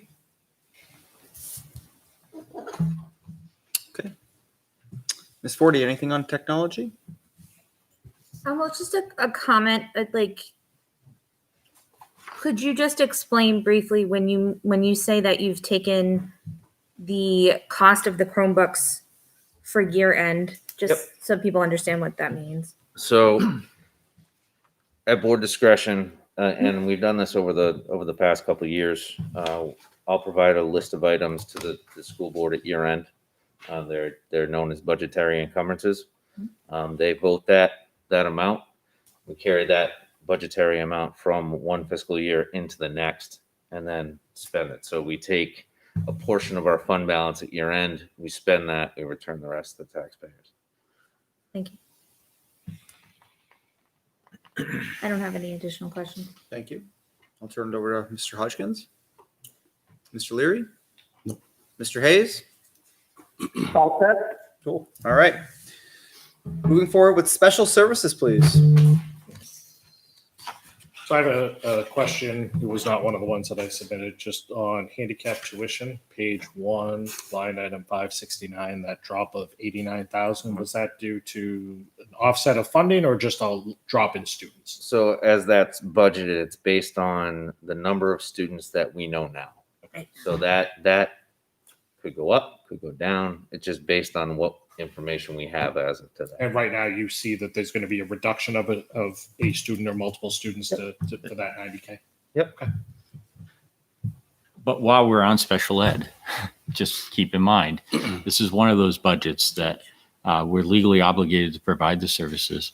If a student moves into Litchfield who has an IEP and requires a specialized placement, we're obligated to follow through on that. So this is one of those, it's a pleasant surprise to see a reduction in a special ed budget overall. But it's also thin ice because it's based on projections that are 20 months out, and a student could arrive here from another town, another state, another country, and we would be obligated to provide the services. So we just have to keep that in mind, that it's always a thin ice experience. We do have the special ed reserve fund, and we intend to utilize that if we need to. So there is a little bit of a cushion that the taxpayers have helped us to build up for those unseen circumstances. And that's part of the reason why the special ed director has delivered such a thin budget and really tight with the projections. So. Answer my question. And I'll mention too, and you'll see it in the revenue side of the budget, where what's known as catastrophic aid has been greatly reduced again, and that's also based on number of students, what you get back from the state. So that's anticipated to, a couple of years ago it was 100,000. Now it's budgeted for next year at 28. The following year is looking like 18. It's based on those needs. Can't wait to see the revenues because I'm already expecting a huge decrease from our lower enrollment. So it's going to be fun. So. Can you just repeat that? I didn't catch the whole. I said we keep talking about increases, but the other side of the equation that we're not talking about is the decrease in revenues. I mean, we all know there's a decrease in the enrollment this year. How does that affect funding? Because enrollment, state aid is based on enrollment October 1st. So I look forward to seeing those numbers because it's going to be interesting, I'm sure. Unless the state changed the law because of COVID and decides to go on last year's numbers, but they're actively working on it. The law is, and it did come out the other day. I believe I shared it in one of those folders. If I didn't, I can put it in there. The amounts did come out. There is a decrease based on enrollment. The law is they have to, even though we're seeing a reduction in students due to COVID, kids are leaving the district, they're not necessarily here. They have to go by October 1st enrollment. Mm-hmm. The other side of the coin is that due to COVID, we also did, when we received $252,000 in the supplemental relief, that was based on 19 to reflect the fact that, they knew that the districts were losing. So that was based on 1266. Going forward, it would be based on October 1st. Yep. So those amounts are in there. I do have a tab listed in one of those sheets as tax rate estimate. Those revenues are noted in there. I haven't gotten that far yet. I barely made it through tonight's. To Carrie's point, it's all interwoven, right? So when we look at the number of free and reduced applications, so with the meals this year being federally funded, you can imagine that the number of students who have qualified for free and reduced lunch has dropped by about 25%. That's concerning because that number gets utilized across multiple formula and multiple funding formulas. Litchfield is not in as bad a shape as other districts that have had a 75% reduction in that number. And the state has said, we recognize this isn't an average year. That one they can somehow work with, or there could be a legislative solution to make some adjustments to it. So, but it's one more example where all this stuff is interconnected, and there will be somewhat of a revenue shift that will unfold just as it all ties out. So it's a good point. We do get emails every so often talking about, the state funding commission continues their work. They're trying to figure out how to fix the calculation. So when that will ever come to fruition, hopefully soon. Mhm. But we've been hearing that for a couple of years now.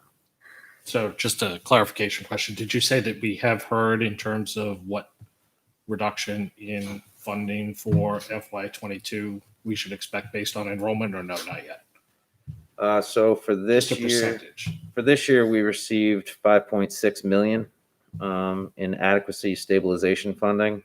Next year, it's estimated as of October 1st that we'll get about 5.4.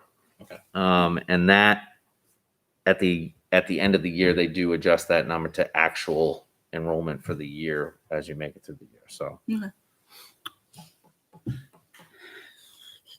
Other questions? We're still in special services, right? So page 1, 335, legal fees. I saw an increase of 3,000. Looking at the historical spend, it was typically significantly less than what was level funded. So I'm curious as to why we're increasing that line item. So the impact, Story, again, yeah. you can look at this as an impact of COVID. Our legal expenses go up. There's a whole bunch of things that Devin needs to be aware of and how to handle these situations, whether kids can be in the school or out of school, and how you have to provide those services. So I think the services of an attorney, especially Drummond and Woodsum, who specializes in special education, is very important. And I think going forward, we're going to have those as we look into compensatory services and all the things that we may have to catch up on when this passes. So then is it appropriate for it to be under special services and not somewhere else? Because It's a specialized, yeah. I think everything that special services would need needs to be housed in there, so she has access to it. I would ask them to make sure that we keep the file updated, because the numbers, the year-to-date expense don't seem to support an increase based on what was currently uploaded. So I don't know if there's some stuff that's still So- out there. Again, I'm going to repeat that year to date being November is not a fair gauge. It's all based on what you said, though. It's all a guess anyway. So I got to use what I got. So that's where I'm coming from, that the current numbers don't support an increase. So I'd be interested in seeing her perspective or her explanation, or what you see coming down the pipeline.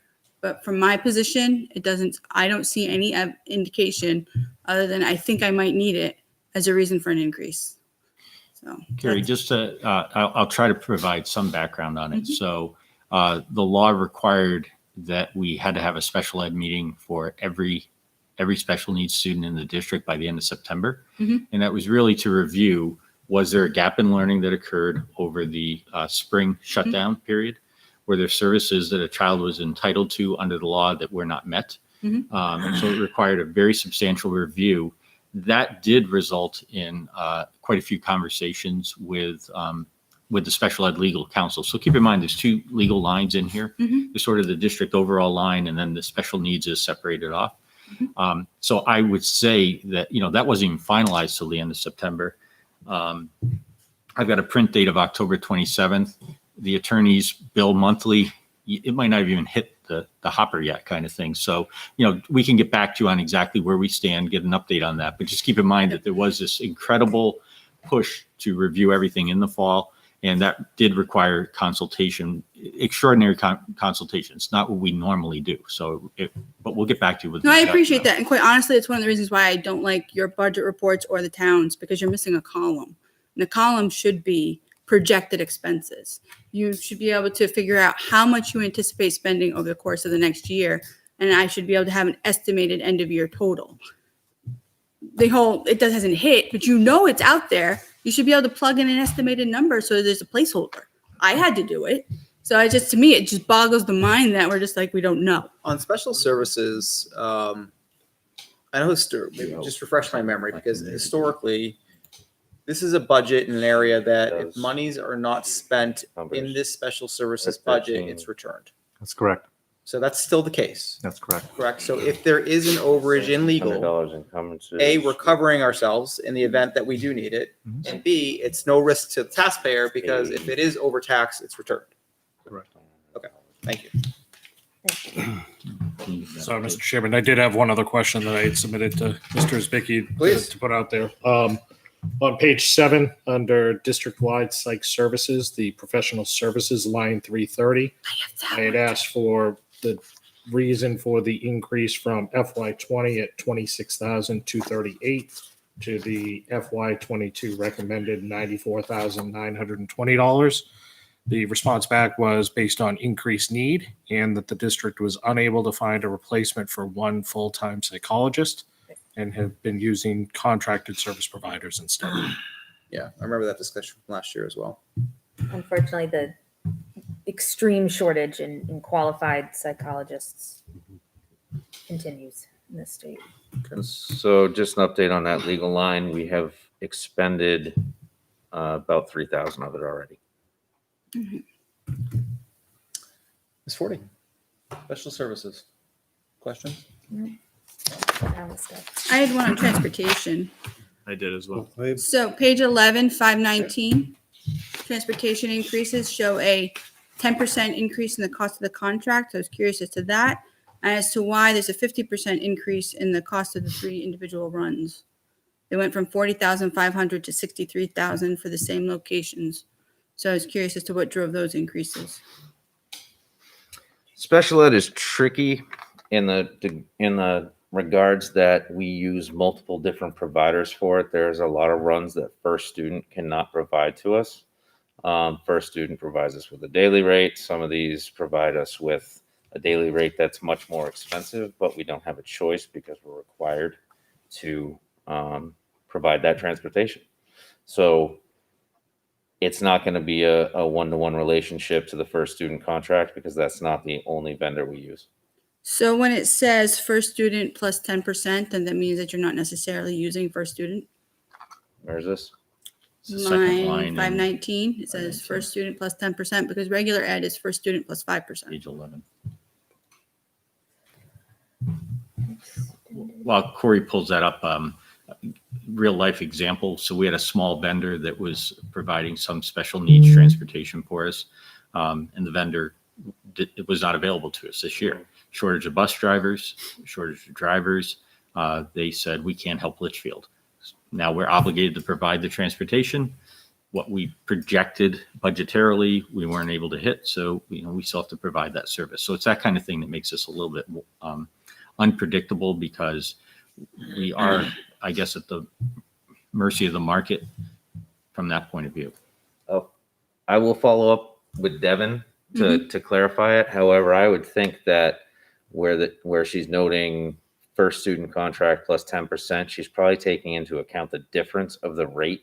We have a right of first refusal with First Student. Therefore, we have to go to them first. If they can provide the route, we pay their rate. If they can't, which in a lot of cases they don't, we end up going with the Durham Transportation Services, who's more expensive, Goffstown Truck that's more expensive. And as Mike said, we used a firm out of New Boston that was actually pretty reasonable. And just due to some miscommunication, we're not working with them anymore. So that being said, I think that's what the 10% above First Student is trying to account for, just trying to anticipate those higher rates that we end up paying on a lot of these routes. Now, I don't know if it's just eliminating first student. I see this and it doesn't tie back to the other one and it raises the I think flag. they have the question right, so we'll clarify Yep. it and see if it is First Student or what the right rate is. A follow up on the And, transportation. Knowing that our regular ed population has seen a reduced number of students riding the buses this year, have we seen that with special ed, or is that not the case because of those specialized routes and specialized services being provided there? It's specialized routes, specialized services. There's really no way to predict exactly how that's going to go. It's really kind of a tough spot. And as we've done, we're really, last year, 2 years ago, we bid for transportation services. We got 2 bids. I think we kind of felt like maybe there'd be an opportunity to work with another company. The other company came in significantly more expensive, and it would have been cost prohibitive. Another key point is, though, our ridership is down, and part of that is by design because we're spreading students out on the bus because of the physical distancing. It still costs the same amount to run the bus. And so even though there are fewer bodies in the seats, that's accurate, we're still paying the same amount. And to Corey's point, so in the South Central Superintendent call, we had a conversation about busing and transportation. There are multiple districts in South Central New Hampshire that are going out with requests for proposals. They're getting the same company proposing with a massive increase. So right now, there's just nobody in the market, and so it's simple supply economics. It's who can provide the bus, and unfortunately, there was a district in our region that had 3 companies that expressed interest, but then ultimately their same vendor was the only one to submit the bid, and it was substantially higher. So that's the nature, unfortunately, of busing right now. And they've got their own labor issues with bus drivers and shortages. I mean, you can imagine how it all goes. But I think we've gotten very lucky this year because we're full in, but other districts that work with First Student out of the same yard are not full in. So there are drivers available to us because we haven't had a single issue with a driver shortage this year, only because there are other districts that are not running drivers. So we're able to make out okay. And then I guess the other thing I would ask is how frequently does this hit the budget? Because the current cost to date on this line item is $36,000 based on what I have on my report For which for transportation for special education. they're billed monthly for 10 months. So I'm just saying, 'cause this is Depending on vendor. this is where I am a huge advocate of projections and stuff, because I see 36,000 on a $417,000 budget. I'm like, really? But if I know that every month I'm getting 36,000, I could project for the next 9 months, and then my end of year number makes more sense. These numbers. Projections what they budgeted, Yeah, but right? I mean, but how do you know that? It is our Because we're projection. traditionally under Yeah. there are things within here that are traditionally underspent. So how many of them are I get it, projected but underspent? you're or asking actual? for $100 a month consistently every month, and what they're saying very clearly is it doesn't work that way. And we can put that other column in, but it'll just be what our budget was. Then you're not you're not practicing it correctly. You're not taking advantage of the tool the way it should be. So Anyway, all right, Mr. Taylor. Would it be possible to find out how many special ed students are remote so that as we take a look at what the actuals are this year, the ones that are full remote? So that way, when we take a look at the actuals this year, we understand the dip based on less students that are full remote, so that then when we take a look at, this compared to subsequent years when everybody comes back, we have that understanding. I think we can follow up with Devin on that for sure. Okay, thank you. And are you asking specifically about transportation? Yes, specifically around transportation. Because that could be a savings if we weren't transporting somebody. But other services that we then provide into the home may not result in savings. But we'll This certainly is specifically around transport. transportation. Yep. Thank you. So when we went into the shutdown, and I think this has been mentioned in the past, but someone in the past, and I believe it to be Steve Martin and Dr. Cutler, had the foresight to put pandemic language in the transportation contract. So when we went into closure, other districts were negotiating to pay 80 to 90% of the full boat. We were paying 55% of the transportation cost for those days, just enough to cover their fixed costs and keep their people employed. So not thinking you'd ever need it. And I think I saw it in the contract at one point as well and be like, who would ever thought of this? But it did come in very useful. So that was negotiated at the H1N1 stage. We're the only district that had it. It resulted in obviously 45% savings for a quarter of the year. And other districts were envious that we had that in there because they were lucky to get out the door with an 85% savings, right? So, or paying 85%. And again, in the South Central call about busing, this came up and the vendors are saying, we're not ever going to put a pandemic clause in there again. So I'm saying that because the next time around, if we have only one person bidding and they're saying they're not ever going to negotiate a pandemic clause because they lost out to Litchfield. So we made out once. When does that current contract? No, you just put in contract So, clause for 3 runs years? that actually run. 24. If the run End of doesn't run, 24. you don't pay for it. For Yeah, that actual was just runs renewed about a year paid. ago. Yeah. Yeah. Okay, any other questions on special services? I had page 11, 2332, 2,800 up, 20 special service admin. And it's gone up $4,000 in the last couple of years. I'm sorry, which page in line? Page 11. Yep. Number 2332, special services administration. So that's the overall line for that function code. And so if you go back up, you'll see how the amounts add up. So I guess the largest one is the travel expense of 1906. Yeah. There's a $700 postage increase. We actually have significantly increased our postage because of the COVID again. We were mailing more stuff. And the other one was in line with what Kerry was talking about on page 1, the legal services. The district attorney, $3,000. There's a line in the school board budget for $60,000 for the same position. That's Two different lawyers. Different legal. different legal? Yeah, It's not the sped legal. It says the district lawyer on it. Well, So so, isn't that school the board sa- isn't budget, that the yeah, but same that's guy? like collective bargaining and general matters. yeah, that's any personnel That's expense. That's a lot of legal. And it's way more than the town uses. We also, we're going to be negotiating two collective bargaining agreements coming up here pretty quick. And when you have a grievance, you have to take to court. It's expensive also. This year we've had 8 or 9. So it's, negotiating working conditions with the union. So even though we have a collective bargaining agreement, there were expenses that we had to incur. Okay. Mr. Hayes, anything on special services? No, not at all. All right. We'll shift gears into operations and support, please. That's business? Which one is that? I was following their agenda, so.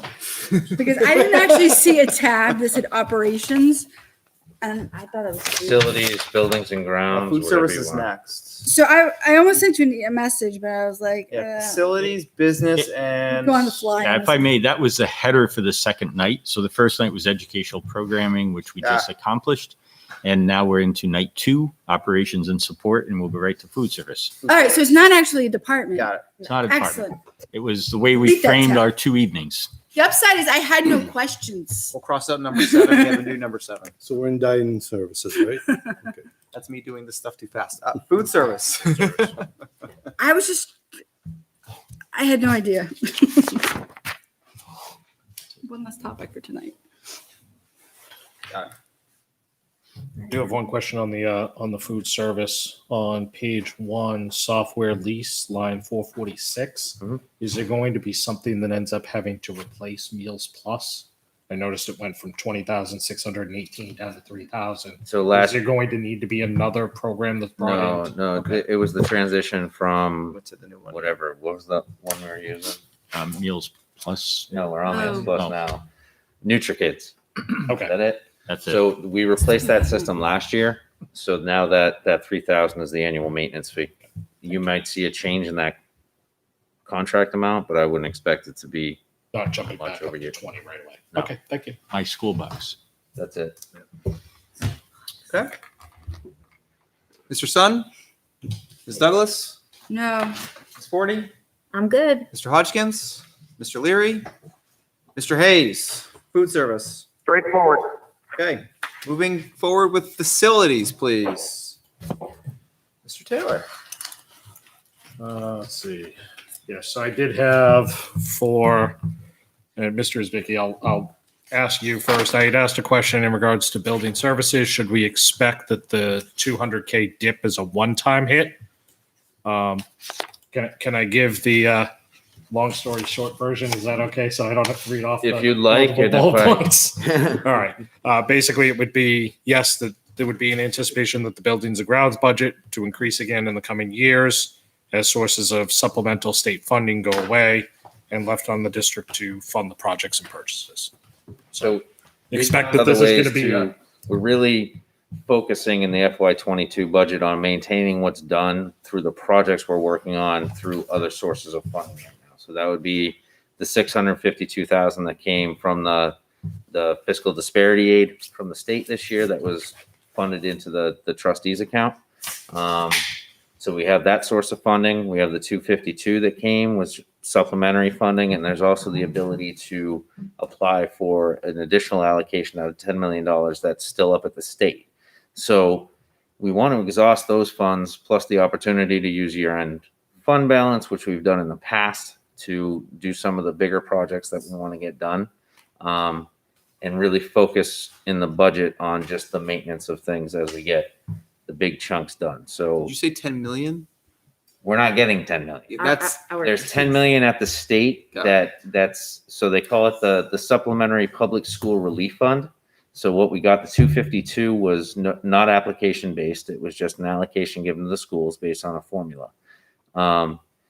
We can take any project that's occurred from March 1st through December 30th, as long as the money's expended, and we can apply for an allocation of that amount out of the 10 million. Is that where some of the LMS money is coming from, the Canopy project? Or is that Canopy something- project was the state infrastructure grant, Okay. plus 206,000 of that came from year-end fund balance from last year. But same deadline, right? Where it has to be done by December? This one, Apply well, for it, or- the Canopy one I have to apply for, or I have to submit by December 31st. That's what it The is. relief fund, for some reason, they decided on December 30th to spend the money. So yeah, we've got these deadlines coming up, and the application for that allocation of the out of the $10 million is December 1st. So we're actively working on that right now to get that figured out. Just an important note, I think, for the budget committee that our number one priority going in terms of facilities this year has been on the ventilation system in the schools. So the ventilation system was in varying states of repair needs, I guess. Certainly, if you go back to the H.L. Turner report, it talked about some really desperate needs that were existed in the three buildings. And so the $252,000, we're largely spending that toward getting the ventilation systems up and running. And we've had tremendous luck with what we've been able to do. We found systems that had not operated for 15 years in some of the buildings and some of the classrooms. And we were able to get those repaired, up and going. The estimates that we have from the vendors that we're working with, they've actually come in way under what they originally thought it was going to be. So even the dollar amounts that you see in H.L. Turner have been cut to a fraction of it, because the problems were not as complex as originally thought. And I will tell you, at the high school, this is a fascinating thing, but I mean, for 20 years, so it's the new school, right? The new school. For 20 years, it has not worked right. And what we've been able to discern is that it was designed, it was built, it was never balanced. That there were initial budget cuts that occurred. And so when, teacher A is freezing and teacher B is boiling, it's because the system was never balanced. The controls were never checked. They were installed as spec'd by an engineer, but then they were never in the field adjusted. We stumbled on the guy who designed the system, and he has come in and he has gone through and has made all the adjustments and tweaks, done some upgrades of the controllers. So it's no longer a, 2000 DOS-based system. We're a little bit more modern with the controller now. And here's what's happening. There's zero complaints. Fresh air is everywhere. The heating costs are much more under control. And so really, COVID was, we were getting after this anyway, but COVID was the reason to get after it faster. And boy, did we fall into some really good scenarios with it. And so now we're looking at long-term energy savings because stuff is balanced and working correctly. We're upgrading some systems as simple as replacing a motor that long story short, the motor's either on or off. So it calls for heat over there and the motor fires up with a demand charge, fires up, sends hot water all over the place in order to supply the heat that is being asked for in another part of the building. You install a variable drive motor and it slowly winds up and supplies the right amount of water to the area. And you save your demand costs, you save your energy costs, you supply the correct amount of heat instead of just pumping hot water all over the place. So little tweaks and adjustments like this, which frankly should have occurred 20 years ago, are now taking place. They're going to be impactful on the environment in the building, the energy costs going down the road, and just really getting us to where we ought to be. So I know I'm going off a little bit on that, but I'm really excited about what we've been able to do. And it's been a long time coming. So and they're working their way down to LMS and GMS as well. And it's just, these guys are amazing to work with. The consultants are great. This guy from Viking Controls, who Mike mentioned originally designed the system, he walked into my office, which has been, I've been in there for 4 years. He looks up at, I have a radiant heating strip up in my ceiling, and he looks over at it. He's like, "Do you get heat off that?" I'm like, "I have no idea." He walks over. He's like, "Nope, never got heat off it. Was never connected." Popped up the ceiling, connected it. Now I have heat in my office. It's 20 years. So it's been an experience. So here's my issue with this, and it's more of a budgetary issue than it is a what you're doing for the work issue, right? It's all right. Now we have this dip in the budget for $200,000, $280,000. What happens next year, right? Are we going to see a $280,000 increase? Right. I understand it's being offset and it's kind of being covered with some of these other funds that you have. But next year, are we going to see another increase here for the balance of the $280,000 to restore it to about $1 million, $1.1 million funding on an annual basis? So I think, and one thing that I've noticed, working with Dave Ross, who's now our facilities director. When I first came in, he was a facilities manager. Every year he comes in, he strives to keep his budget pretty much level, identify projects that can take place over time. Generally at $1 million or around there. Yeah. So I would anticipate, I don't think we're going to see a one-time spike. I don't think it's going to go down 250 and then come back up again 250 next year. But it should. If we're using the funds for not in dedicated my mind, purposes, not if we right? do it responsibly in the way that me and Dave work through that budget. I'm not, and I think with a lot of the things are fixed, we're looking more at small maintenance cost, and we have an actual, like, Viking's going to stay on as our annual maintenance contract across all three buildings. They are actually, their annual maintenance cost is very reasonable. Their repairs have been reasonable. So I think we will continue with those things. And I think we'll be able to, in the 2640 line where there's the HVAC contracts, where you're looking at, I think, $18,000 to $24,000 per year in those repairs. I think those amounts will be able to reallocate a little bit within the budget to go after some projects and continue the way we've been doing that. Well, I think too, what you'll see is if you're no longer having to manually balance the building, it frees up a lot of time There's to do some savings. stuff in house. For sure. So, I mean, there's an efficiency picked up there too. What I want to avoid is kind of what we've experienced on the town side this year, right? Where last year we had this communications tower equipment, which we all know about. It was approved by the voters, but now this year we have to fund it. Right. And so that is creating a massive uptick in our overall budget. Right. So if we're reducing it this year, but going to increase it next year, plus, as you mentioned earlier, there's also collective bargaining agreements and other things that are likely going to be also cost increases. Next year could be a really tough year in terms of a massive increase to the school budget. That's what I'm trying to balance and avoid. Just two comments. I mean, the communication tower thing was that was a known budgeting scenario, right? You knew that was going to happen by the way it was funded, correct? It wasn't a surprise. It was not a surprise. So in our case, when we look at this, we are trying to get after those projects that have been literally 20 years delayed. And we're trying to be responsible with that. But there's other stuff in this budget, like energy costs, right? So we negotiated hard with both propane and oil suppliers this year and recognized some savings, for example. We're also looking at Griffin. And as you know, it's not a big secret that our intent is to bring forward a building project down the road. And so there are some projects that we're just not doing at Griffin because it would be money that would not be well spent in the short term. So if that changes, then you're looking at something very different, because we have to get after some things at Griffin that we've ignored, right? So if the town says to us, we can't support the project and this is where we want you to be, then it's a whole different scenario.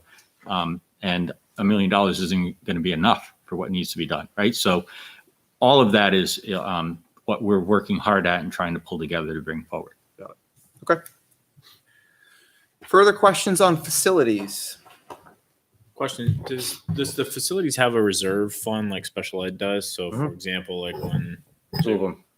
We have a facilities maintenance capital reserve with, I want to say, about $280,000 in it.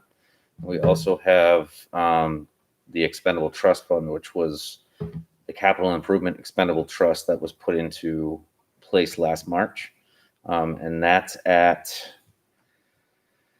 I want to say like 712,000, because the 650 that came from the state went directly in there. so like when we had the issue at GMS with the power surge, that came out of that reserve fund. That came out of reallocated projects. Okay.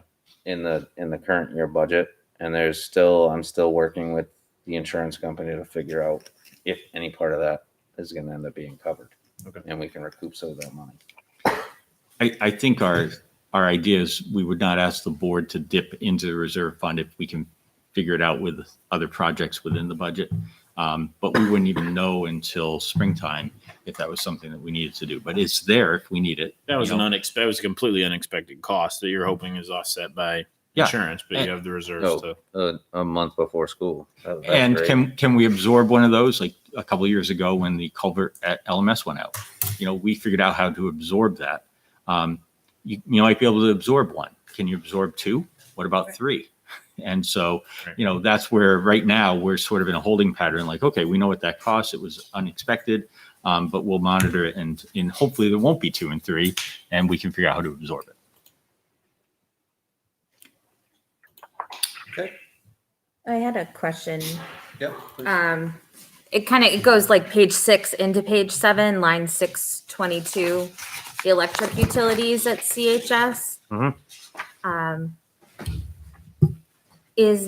Are we banking on a decrease in the need based on the upgrades that were performed, or? I think it's too soon to tell. Okay. Personally, we do have the consultants that review our bills and do all that stuff and do calculations, but I think it's too soon to tell. We did take a reduction in that this year because the final payment for the Smart Start program that is no longer all that smart because it needs another upgrade in terms of lighting for efficiency. So that's 12,000 that came down, but then you look at other projects like converting the school to LED and doing those types of things that would, yes, be an investment, but over time would save us money. So we're not only they're working with us on that, on the ventilation project, but they're also taking a look at some of these energy efficiency things as well to save some money. Nikki, they've also cautioned us not to count your chickens before they hatch, because so you're putting in a variable speed motor, which will save expense on that function of moving hot water around the school.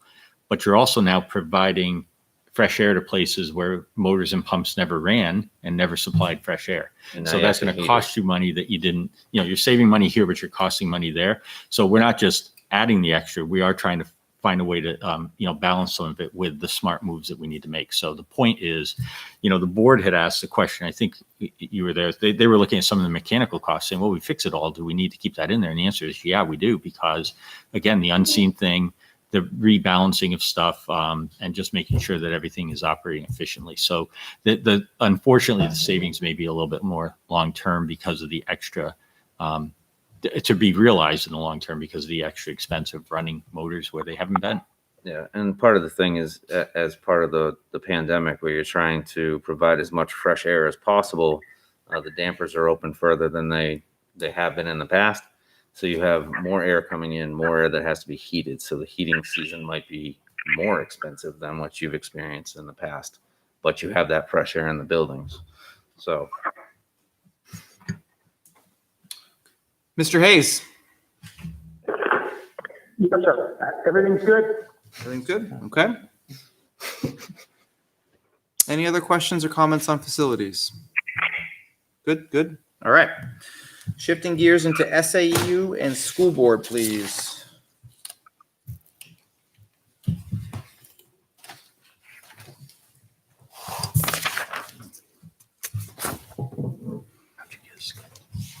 I think most of mine are related to travel and conferences, so. Same. Same. Questions, Mr. Hodgkins? Nope. Mr. Leary? Mr. Hayes? Nope. Okay. We will once again shift gears into HR.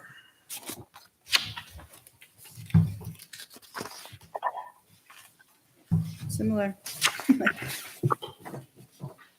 Speak now or forever hold your peace, right? Yeah. You don't know me very well, do you? Forever hold my peace. Okay, then we'll shift gears into salaries and benefits, please. Skip business and transportation. Did I? I might have. I think you lumped it into operations and whatever that Oh, was. yeah. So we'll go back to business and transportation. Business, please.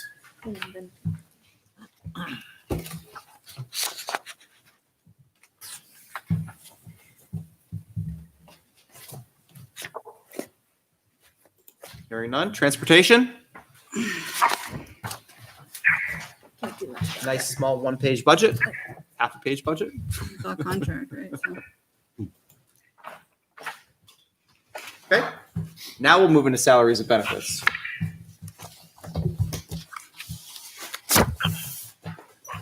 So I did have a question. I was able to watch the school board meeting this morning, and right at the beginning, they in a summary of actions from non-public, Chairman Burke, you had said that there was a new special education hire at the high school.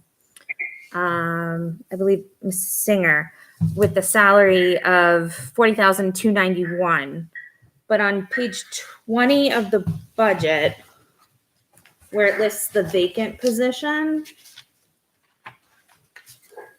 it's budgeted at a little bit over almost 58,000, which might have been the previous person, or No, when we have the vacant positions, it's usually put in at some step within the first track, and then it's usually put in as a two-person insurance. That's just how we do the placeholders for vacant positions. okay. So when we do the actual hire, it could come in, it would come in under, or it possibly come in over, but And that, I don't recall offhand, but generally when someone comes in after the year has started, it's prorated.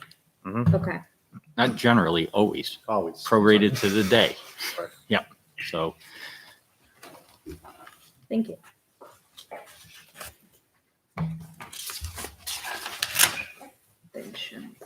Okay, let me go around the horn here. Mr. Taylor, I don't have any questions at this time. Mr. Sun? None at this time. So salaries and benefits. So I had a question on regards to the staffing levels at GMS. It looks like the third grade has one more teacher than our ratios would indicate. And then obviously we'll have the discussion about those tech integrators, but those are my two main things.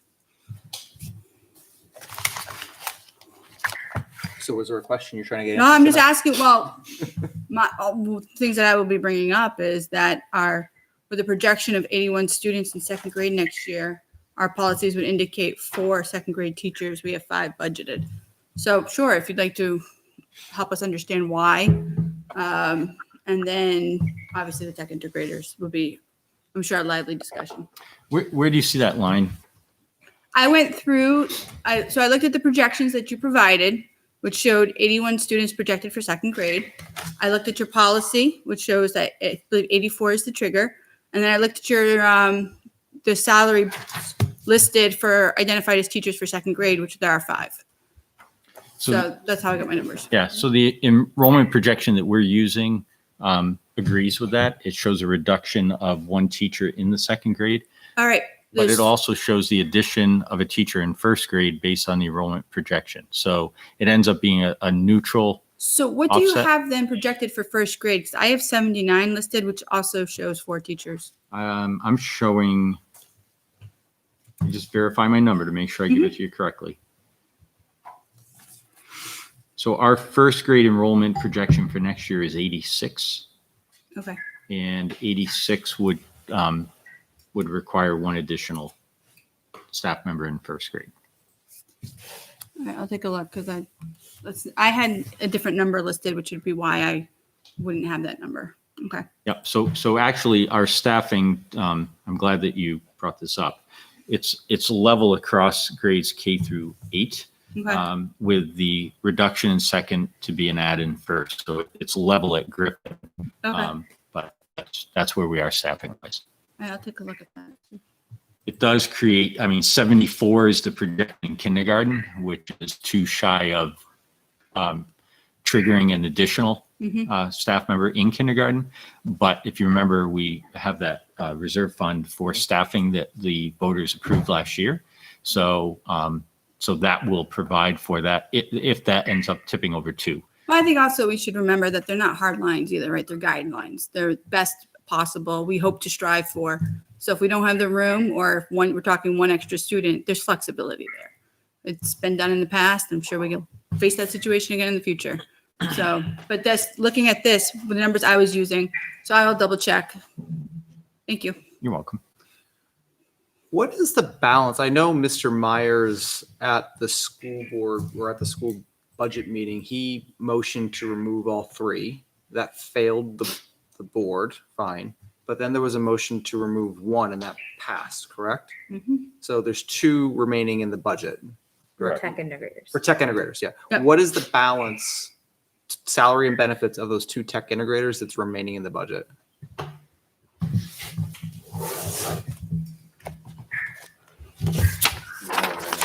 That'd be 105, right? Because it was originally 165 to add 3 tech integrators, and then the board action to reduce to 2, reduce that number by 55,000. But then you have to capture FICA, Benefits. health Yeah, insurance. and then it's all the benefits too. Right, that was all removed. It was all removed, but One. what's the balance, right? Well, so each tech integrator with salaries and benefits was 86,182. That's what was removed. And so double that number and you have Got it. what has remained. So the 86,182 came out.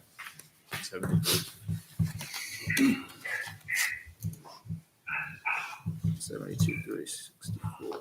Okay. Thank you.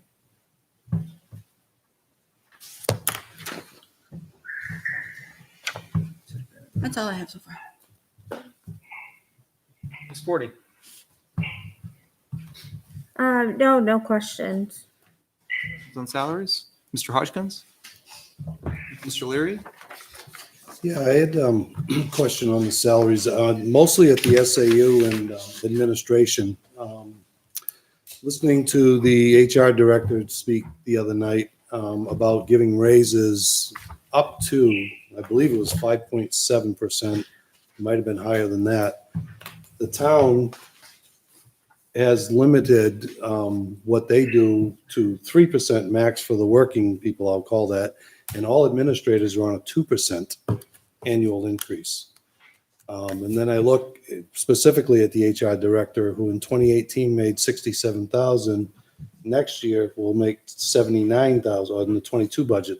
That's quite a jump in a couple of years. Can I clarify? The 79 is what's showing right now, because since it was budgeted as a pool last year, Mhm. what you're seeing on there as recommended 22, Yes. that's this year's salary, because the raises get budgeted as a pool. So there is no actual increase from 21 to 22. That is what the FY 22 recommended is the actual salaries as of today. Okay, Because well, it's budgeted as a pool and then allocated into the next year, so it doesn't reflect correctly. Bob, which line is that on? this is line 110 on page 45. Thank you. Well, I'm looking at the 132,000 in salaries for this department. You have two people there. One of them's making roughly 52. So 52 from 131 is 79,000. Going back to 2018, it's 67,000.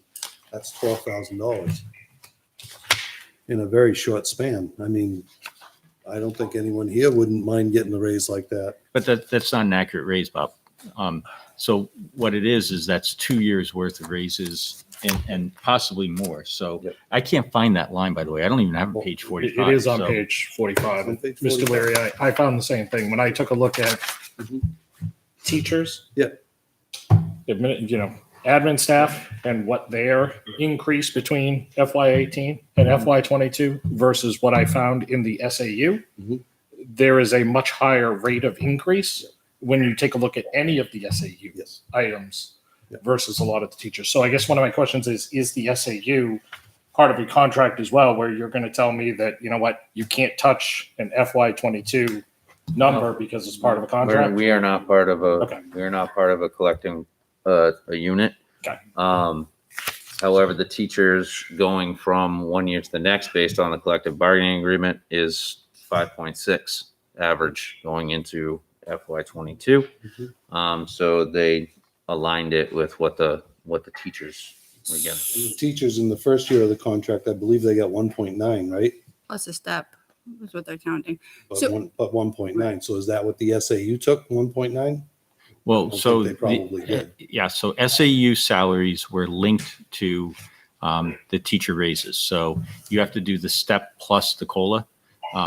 And whatever that came out to, I don't know the number off the top of my head, but that dollar amount was then created for the pool.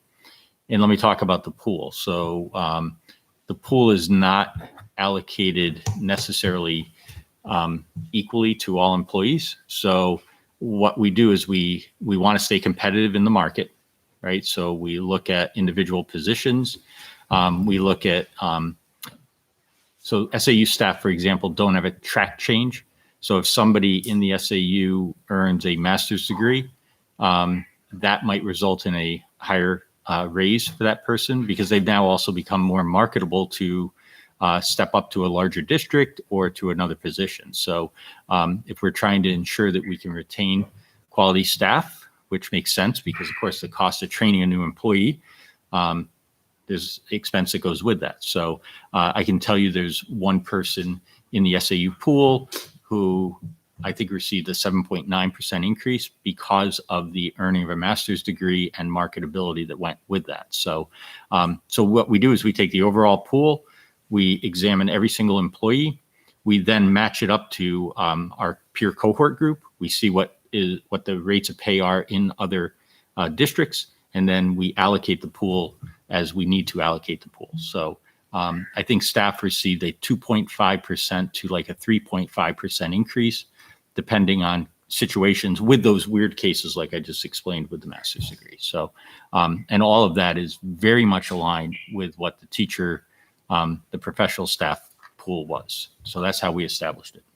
So this is my bad because I haven't had a chance to take a look at it because, crazy year. The year without a teacher's contract, did the non-union employees also receive a contract, receive a raise? During the year of no teacher's raise because of no contract, did the non-bargaining units also receive a raise instead? So, Because the raise for the teachers is the way it is because there were no raises during that period of time with no contract. Now, my memory might be off because it's 2020. But I seem to recall that the non-bargaining units still received a raise those years. And so an apples to apples is not quite an accurate comparison, in my opinion, because we're not making up a raise because they've already received it. yeah, so two things on it. So that all occurred before I came, so I can't really tell you what happened with the SAU raises. I could dig in. I'm sure we could find that, but I don't know the answer to that. Another thing to keep in mind is that the collective bargaining agreement that was initially proposed, so the March of 2019 initial proposal, which included makeup pay for years that salaries did not increase, failed at the voter level. We then renegotiated it, took all of the makeup pay out, and came back with an agreement. So when that passed in September of 19, that did not include makeup pay for anybody. So, then doing with or providing a similar increase to the SAU staff really kind of makes the question about past makeup pay kind of not as significant, because this was just a annual raise. But it does, though, because the amount that was negotiated with the teachers is the numbers came to where they were. It wasn't a makeup per se, but it was with an understanding that, well, you haven't had a raise in a couple of years, so let's be a little heavy on that side. But if the non-union received a raise during the period when the teachers did not, then we don't need to be, then it's not equitable, really. Well, but this is kind of revisionist history, because we never talked about that at the time that we were doing the negotiating. So But you're tying the non-union raise to the teacher's raise, and I'm saying they should be decoupled. but you're saying that backwards. You can certainly say going forward, here's a conversation that we should have, but that was not part of the conversation last year. When we came forward with the pool for the non-union raises, we never talked about anything other than tying it to the teacher pool. Okay. Give you another example. I'll speak personally. I did not receive a raise last year until the teacher's raise had been met. So only after the voters approved it did the board then consider, what do we do about the superintendent's salary? So that's just one example. But you have a contract, you have an employment contract. Understood. I'm talking about non-union, non-contracted people. Well, I'm in that pool too. So what I'm saying is that I was indexed to that. And so, I'm just giving you one example. That's all. Right. I'm saying that I wouldn't necessarily disagree with a motion if Scott Taylor were to make it to reduce it, because I I had to dig into the numbers. I have the binders. I just haven't looked at it. So I just wasn't sure if you knew off the top of your head. Okay, I think these, my 2 cents here, right? I've been relatively silent tonight because, well, I want to get through this budget. It's so much fun. and we still have to go through the Excel file. But in any event, right, salaries and benefits is obviously a sore thumb that sticks out of this entire budget that you're presenting as a massive increase, right? And I feel like it's a little bit of a smoke and mirrors act this year, right? Because yes, you are decreased on the buildings and grounds by a significant amount, but we also have a large increase in salaries and benefits. So your net number is somewhere in the 600,000 range for total year-over-year increase. So it's not terrible, right? But pull out that buildings and grounds and you're at nearly $1 million increase, right? If it's funded based upon past historical years. And if I drill into that further and look at the salaries and benefits, I have a real issue with the salaries going up a large percentage.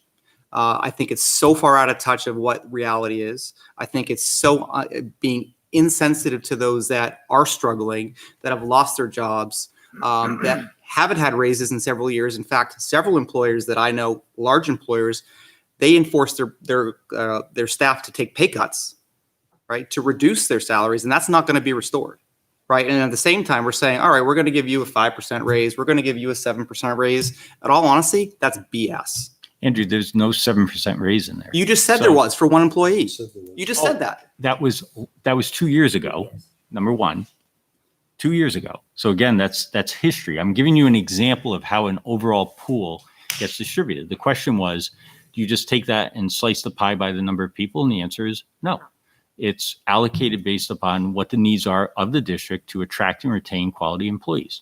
So yes, I did do that. But you know what? A teacher who earns a master's degree and moves from a bachelor's plus 15 step to a master's degree step because they've earned that degree, they're doing a lateral and they're advancing a step and they're getting the cost of living. So it's comparable to what the collective bargaining environment in the public school calls for. That's all. It's just so far out of touch with reality and how the public sector works. But it's not mind-boggling. But it's not out of touch with the public school sector, right? So our collective bargaining agreement and the way the salary structure is scheduled and the way it's approved by the voters is pretty much identical to what occurs in every district. There's not anything unusual in Litchfield about it. Do me a favor, right? Go on camera right now. Look to the taxpayers who are watching this right now and saying, I've approved a 5% raise on average across the salary, the teachers and benefits, myself, etc., because That's how the school operates. And you say that to the person who is struggling to find food for the Thanksgiving.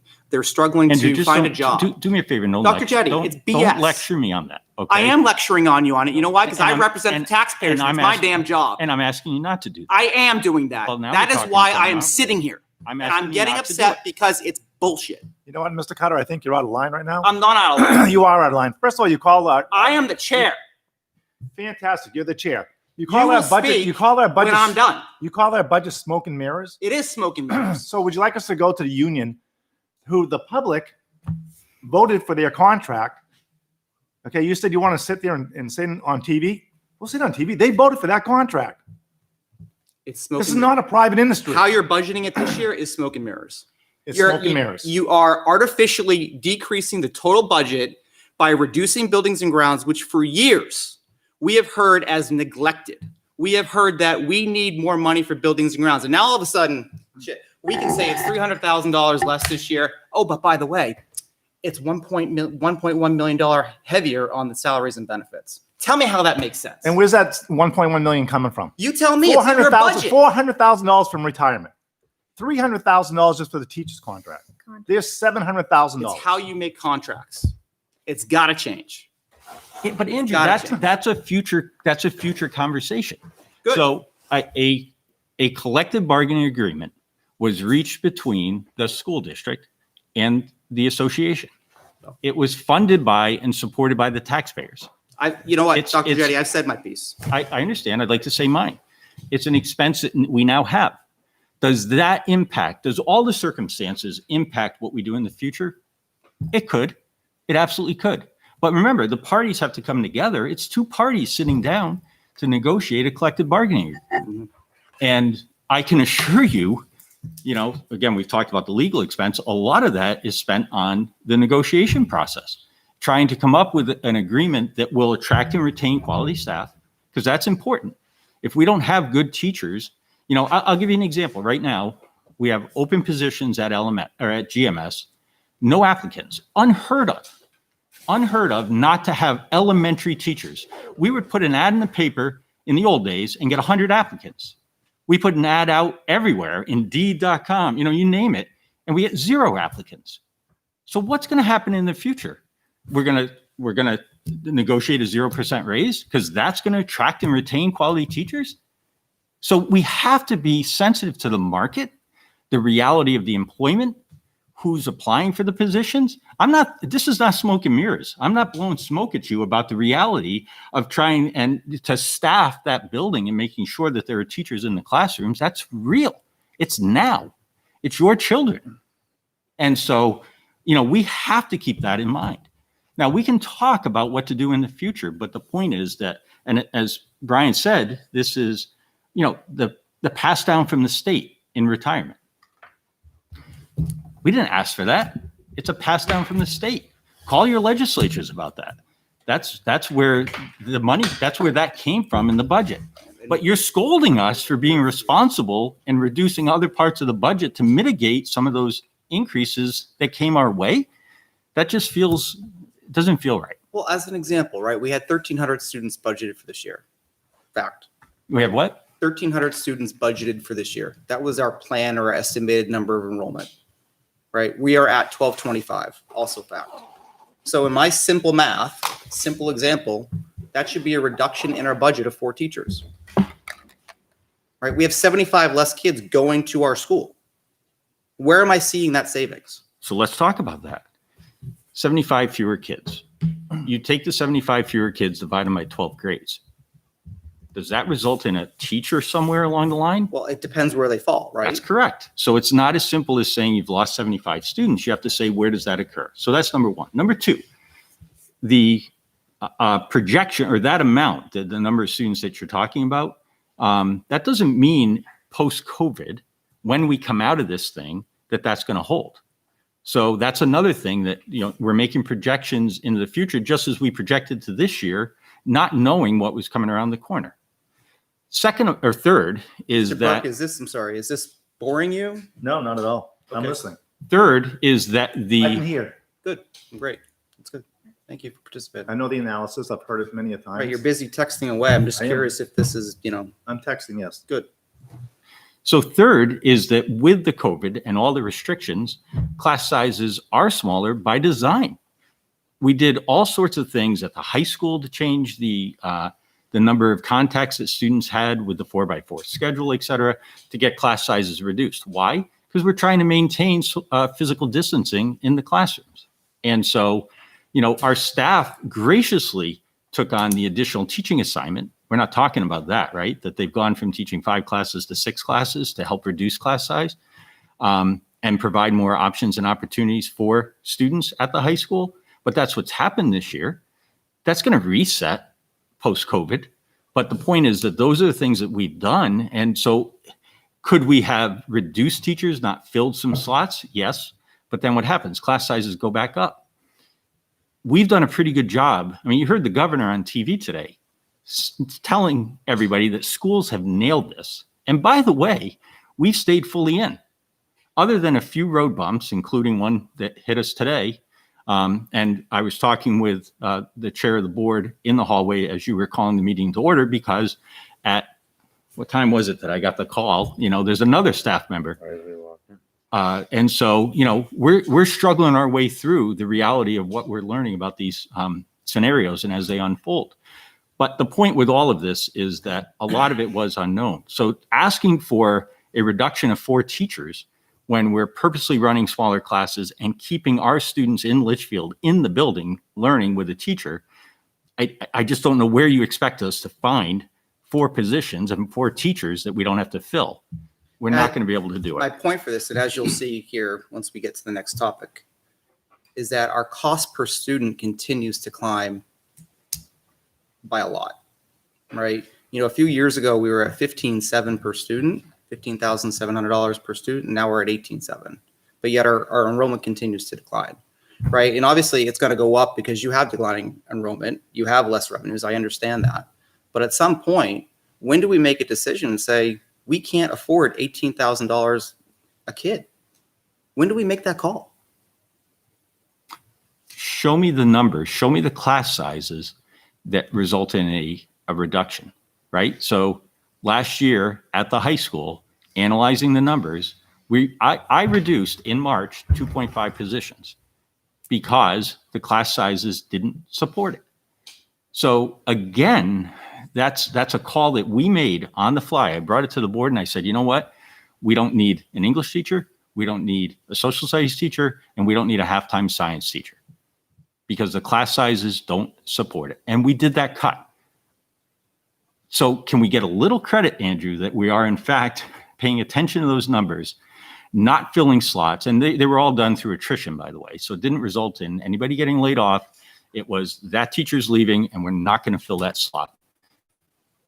I mean, come on, we are paying attention to that. We didn't have to do that. We did it because it's the right thing to do and it's the responsible thing to do. And those positions we identified, they're still, I mean, obviously the money's still in the budget because we didn't see that coming. We've identified that as a potential way to pay for the tech integrators. And the tech integrators jumped off the page as a desperate need during the COVID shutdown. We had staff who were asked to pivot into a world that they didn't even know existed in some cases. And if we had had the tech staff to support them, remote learning 1.0 would have gone a lot better. And we wouldn't be talking about how 2.0 is that much better. And by the way, we can still tweak 2.0. There's work to be done relative to supporting our educators in pivoting into a remote environment. So are we coming here with our handout saying we want more money to fund that? No, we're saying we identified that we didn't need these. By the way, that happened, I can tell you exactly when it happened because I had gotten back from February vacation, took a look at the high school numbers, said, this is too much. This isn't going to work. We made that decision in that short window before the COVID shutdown that we were overstaffed and that we would do it by attrition. Then we went into the COVID shutdown, of course. And so very short window that we had to operate with that. So the money remained in the budget, but we didn't fill it. We didn't fill those positions. We are trying to be responsible about it. Now saying with the COVID shutdown, can we repurpose those funds toward a need that's identified that I think will actually take us to a whole new level in terms of the way we provide for the one-to-one environment and support our teachers in that environment, reducing other training costs, reducing, we talk about conferences and travel.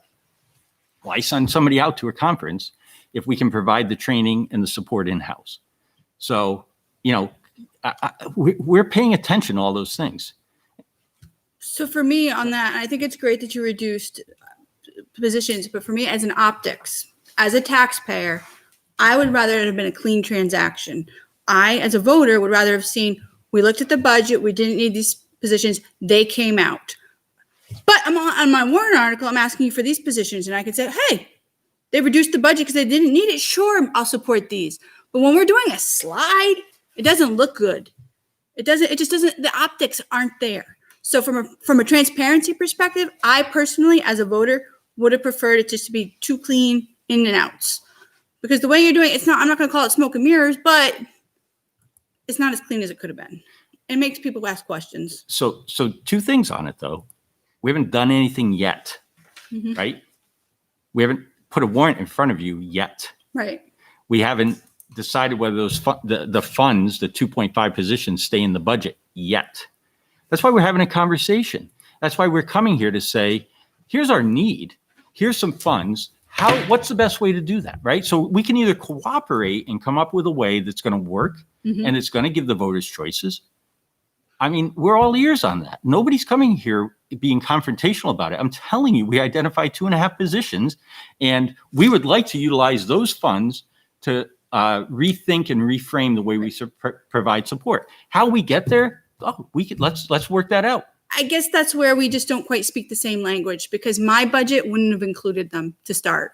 But they're already there. They're already in the default budget because of when that was identified. We weren't sitting here a year ago saying we project that we can cut this. We actually were projecting we needed the same staffing. That's also, I don't think that if you don't need it, I don't think it should be in the default either. So in the interest of time, are there any other comments or questions? No, please.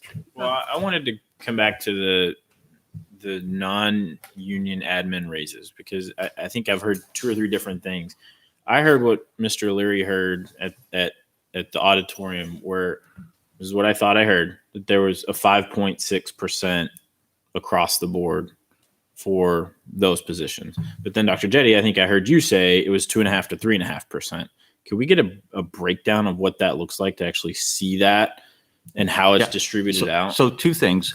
Back to last year, we budgeted a 3% increase, which mirrored the teachers. Okay.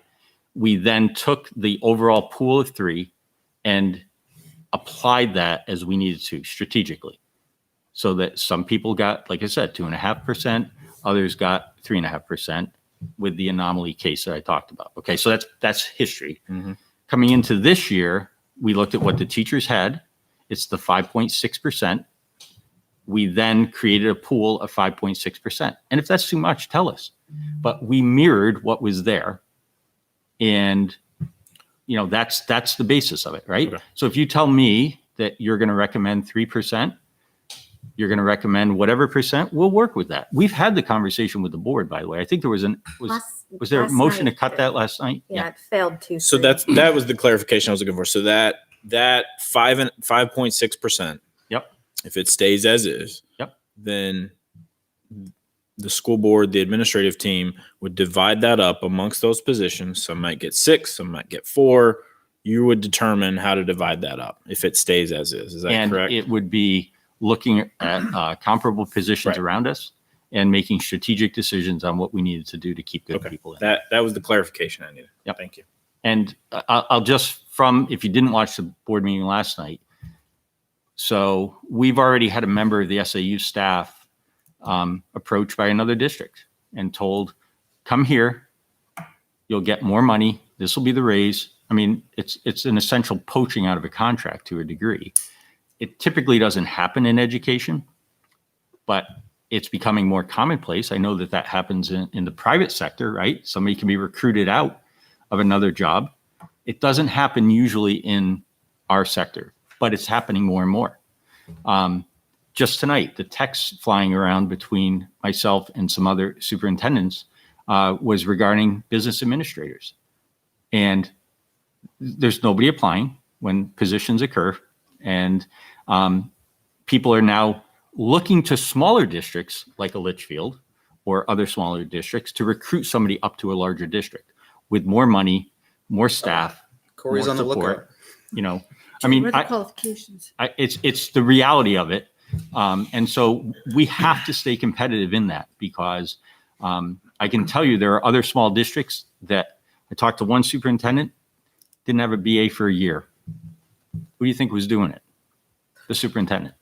Because the superintendent neglected other responsibilities in order to make sure the books balance, because that's ultimately the responsibility there. So the point of that is that we, you know, I can appreciate the conversation. You're going to come up with a dollar amount that you think is right, but we have to be cautious that we don't end up losing good people to larger districts, because right now there is a shortage of quality people in the marketplace, and that's the reality of it. The balance, though, is if we price our taxes too high, we'll solve our problems because families with kids won't move here. So, you know, we have to find a balance between what can families afford and what will keep us staffed. Mr. Taylor. That was the start of my point. 2 quick points is I understand that you have to keep a competitive balance and you need to, you know, make sure that you can find folks, but it also gets to a point where, you know what, the taxpayer, as Mr. Cutter explained, many of them have lost their jobs, and you know it's difficult for them to go ahead and fund a lot of these things. So there is that, you know, balancing act of, okay, you know what, I can only go so far. A small business can only go so far, no matter how good the employee is, in order to retain them, and they are going to lose them to a bigger company, and that's the way that it's going to happen, because the company can't outspend and go out of business. Point number 2 is around the retirement side of things.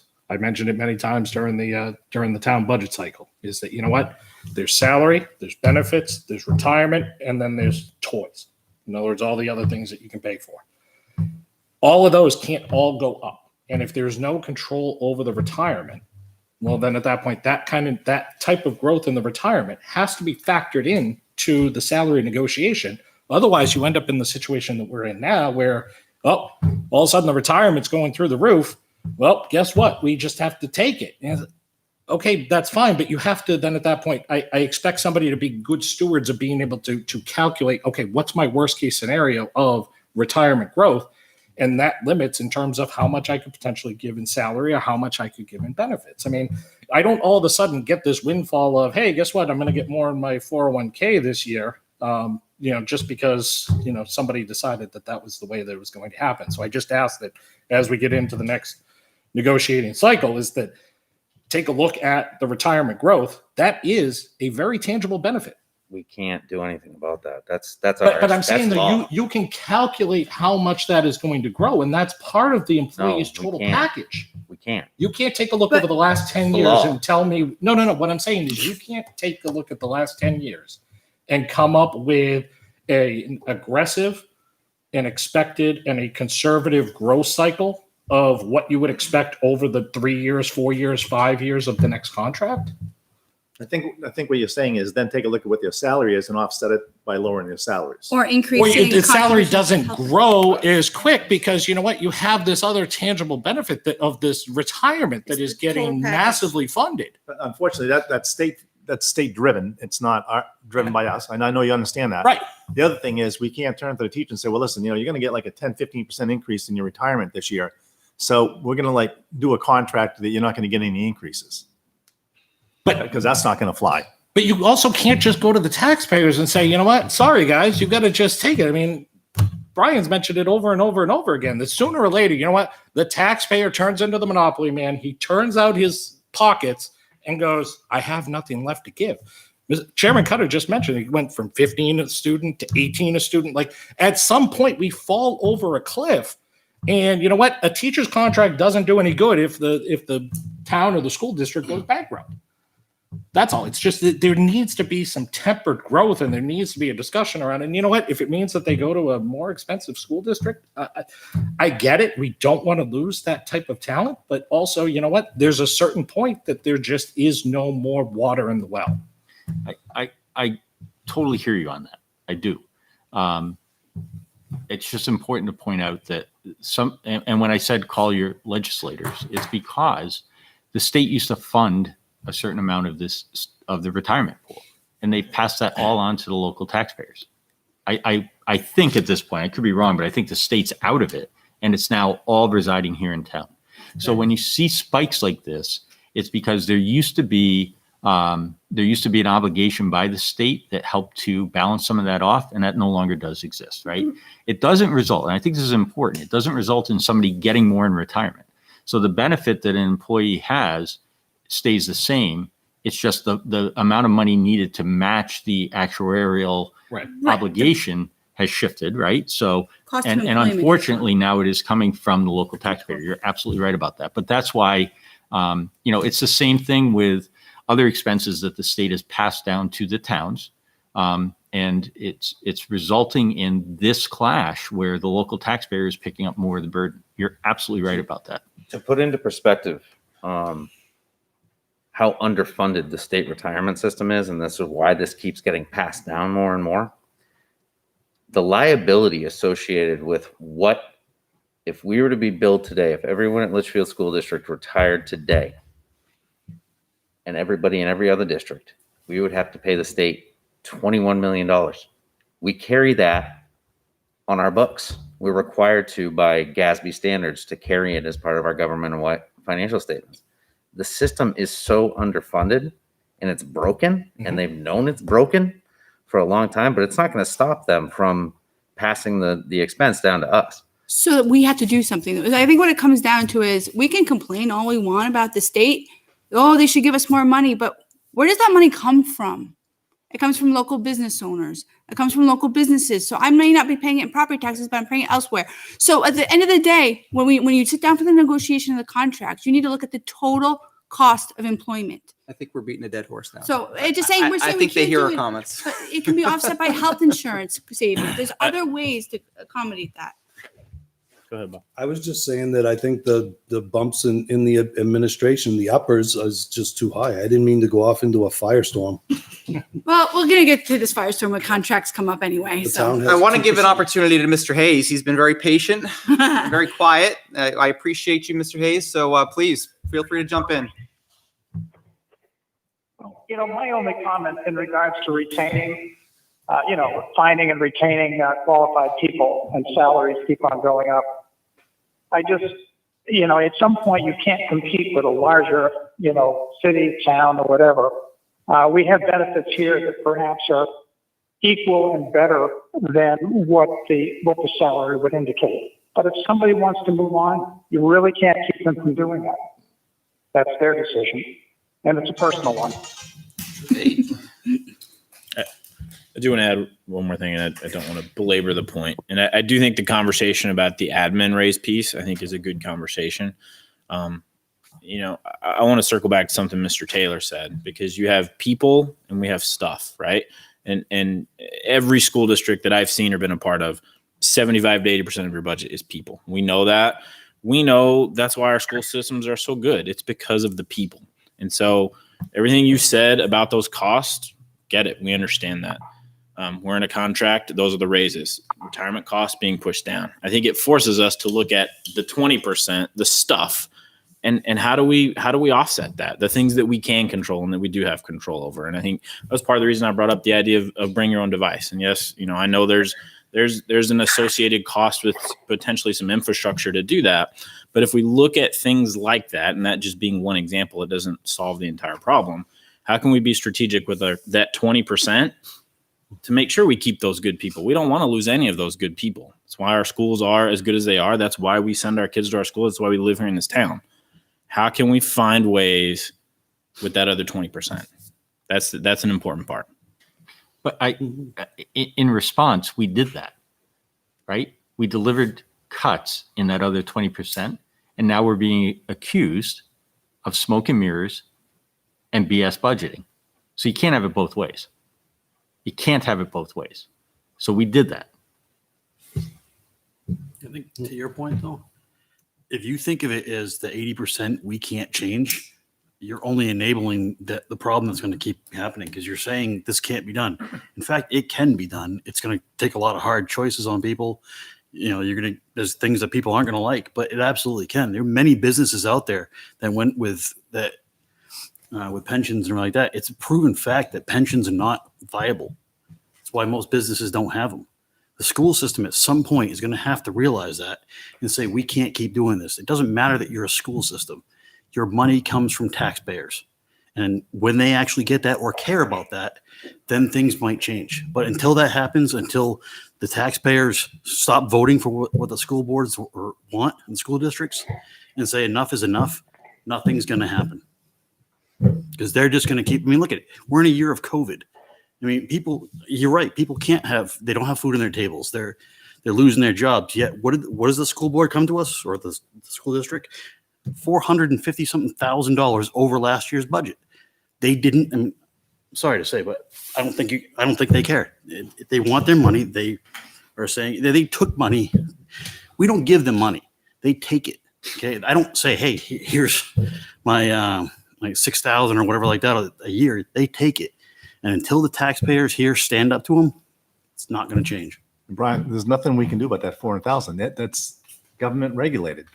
You keep saying that we just put it in there. We didn't just put it in there. There's room in this budget to be cut. There absolutely You mentioned $400,000 in pensions. I did not say pensions. You did. I said, no, I did not. You did. I did say pensions. I said pensions And then can be changed. Then you mentioned the $400,000, At the end of what I was which saying. is the pension. It is not what I was I talking think he was about. referring That's not what I to was saying. an overall I increase. was talking about your budget here is $450,000 over last year's budget. I was not talking about the pension on this particular thing. When I say pensions, I am saying the school district or all school districts out there use pensions. I get it. Until that changes, what you're saying with your 80%, it's not going to change. You're right. But people need to stand up and then make a change. That was not. But if you just take the increases from 600 up. the contract as far as the LEA, and then you take the pension, you're well over that $400,000 of increase. It's like $700,000. Well, then you know what? The school district needs to tighten their belts. I have to. There's plenty of things out there I'd like to have. I'd love to drive a better vehicle or something like that, but I can't afford it. And at some point, the school district needs to say, hey, we can't afford it, so we're not going to do it. And we do that. I sure you do, but every single year you seem to have encumbered funds. Just in the interest of time, we have 15 minutes left before our hard stop at 9:30. We do have one more agenda item to get to, which was added, which I just want to give a brief overview of the file. So over the next 2 weeks before we proceed into voting on December 3rd, at least you have the analysis file that we've talked about in our last several weeks. This was circulated. Hopefully you received it. I got it out to you around 4 o'clock this afternoon. There's no analysis in here. Like, I didn't put what my recommendations are. There's 0 3-year averages as committed to, right? That's not even a factor in this year's budget. This is simply, if you look at last year's file, it's mimicking exactly the same layout and exactly the same structure, minus any recommendations or anything that I personally have had. So the first tab here, just to walk through some of the new committee members and refamiliarize the existing committee members. The first tab is just the original budget. This is a soft copy of the exact hard copy budget that we got, no changes. The original without details is the exact hard copy that you receive, minus all of the line item details and all the explanations. So it's truly just the line items that make up the entire budget. Then what I did was I broke it out by function, by account, and by location. So the key areas of the budget that are also representative here on the first few pages. And that's representative here on the function, account, and location tabs. Right. Then what I've done, and as you can see on location tabs here, Campbell is at just under 6 million. District-wide, they're at 4.9 million. GMS, they're at 5.6 million. LMS, they're at 5.5 million, et cetera. And then the second tab of this, second part of this, is by location without salaries and benefits. So the stuff, right? The stuff that we're talking. So the 80-20. Further, if you go down the other tabs here, salaries and benefits, right? And so this is obviously where we just had a heated discussion. And this is kind of where I'm going through with some of my numbers here, right? And so in FY18, our total approved budget was 20.5 million. And now we're at, for FY22 recommended, 23.1 million.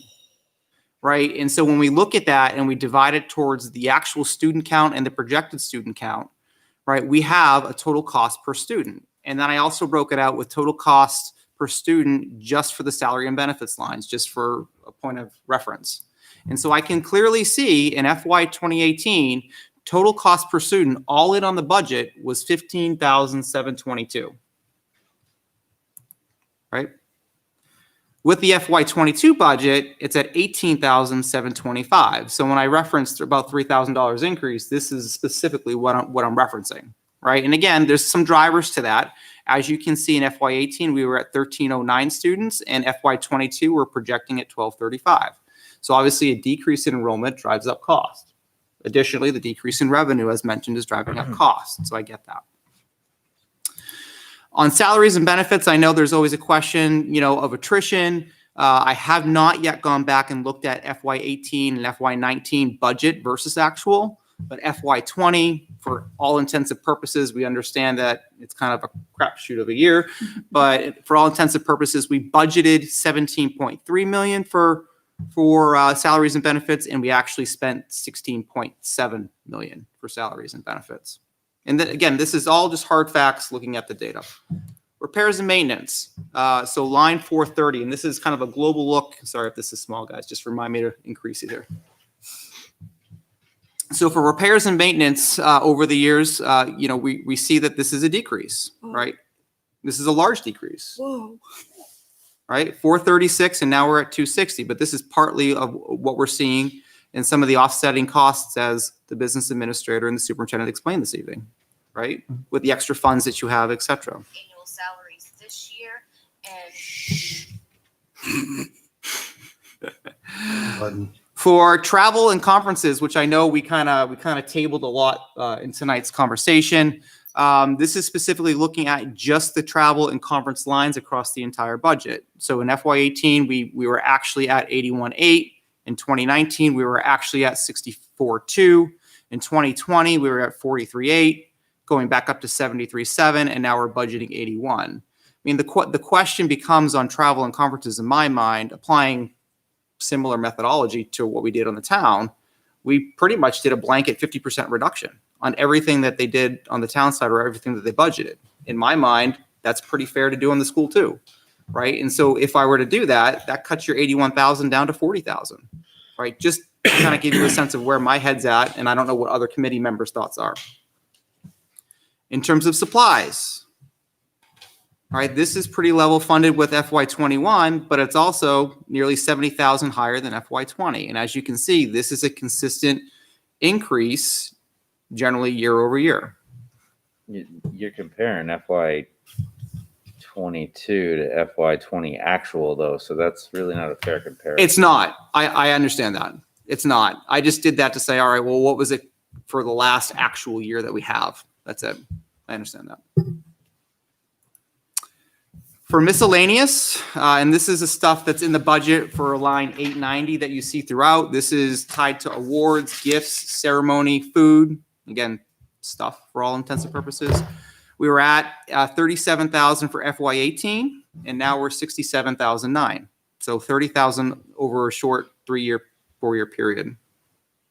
And then further, and you can look at this as your leisure, then it's a breakout by all the locations per building, GMS, LMS, CHS. I've also provided a view here on district-wide, SAU, school board, technology, special services, and I have all the historic data going back to 2014, in case that's of any interest. Questions?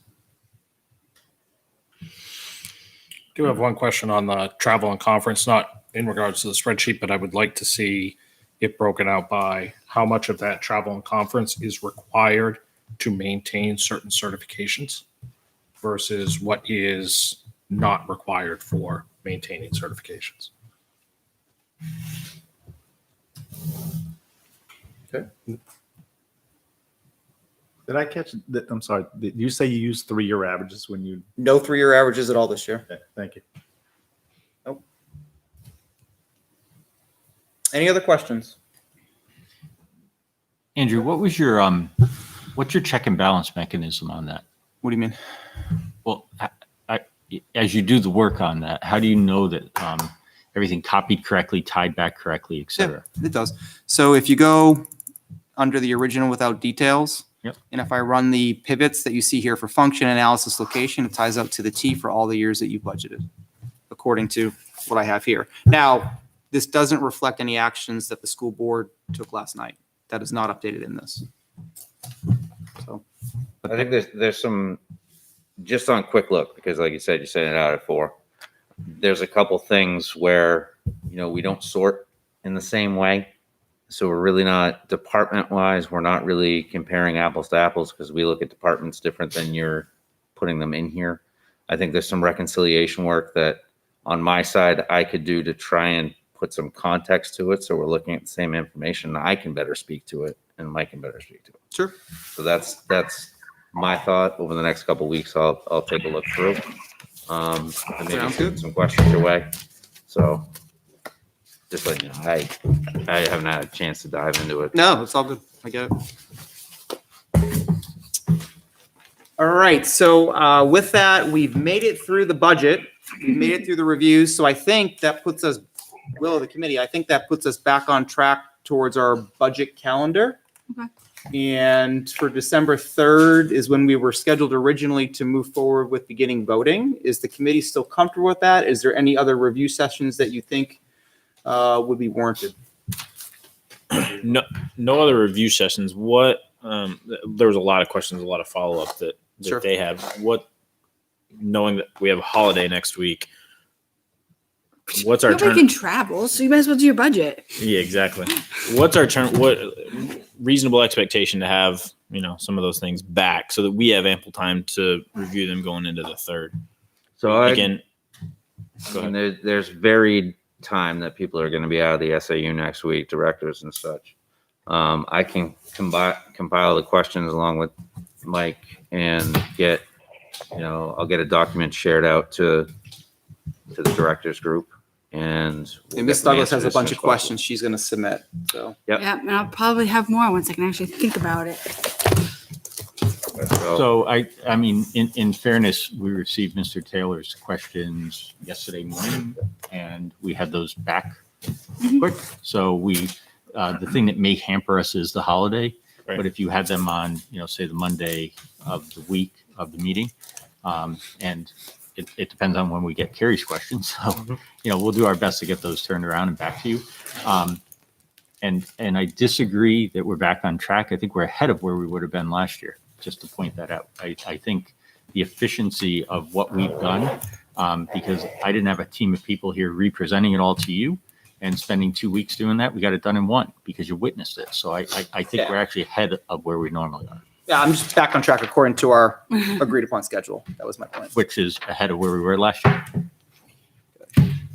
Yeah, I think if we have everything no later than the 30th, can't speak for everybody else. For myself, that's plenty of time to be prepared for the 3rd. Okay. We good? So December 3rd, we'll move forward with voting at this point, unless something unforeseen changes. Okay, my intention for voting is to go through the exact same order, the exact same structure as we did tonight. Does that work for everyone? Yeah, sure does. Okay, excellent. So moving forward in tonight's agenda with 5 minutes to spare, we have member input, new business. Hearing, seeing none, we'll move forward with public input.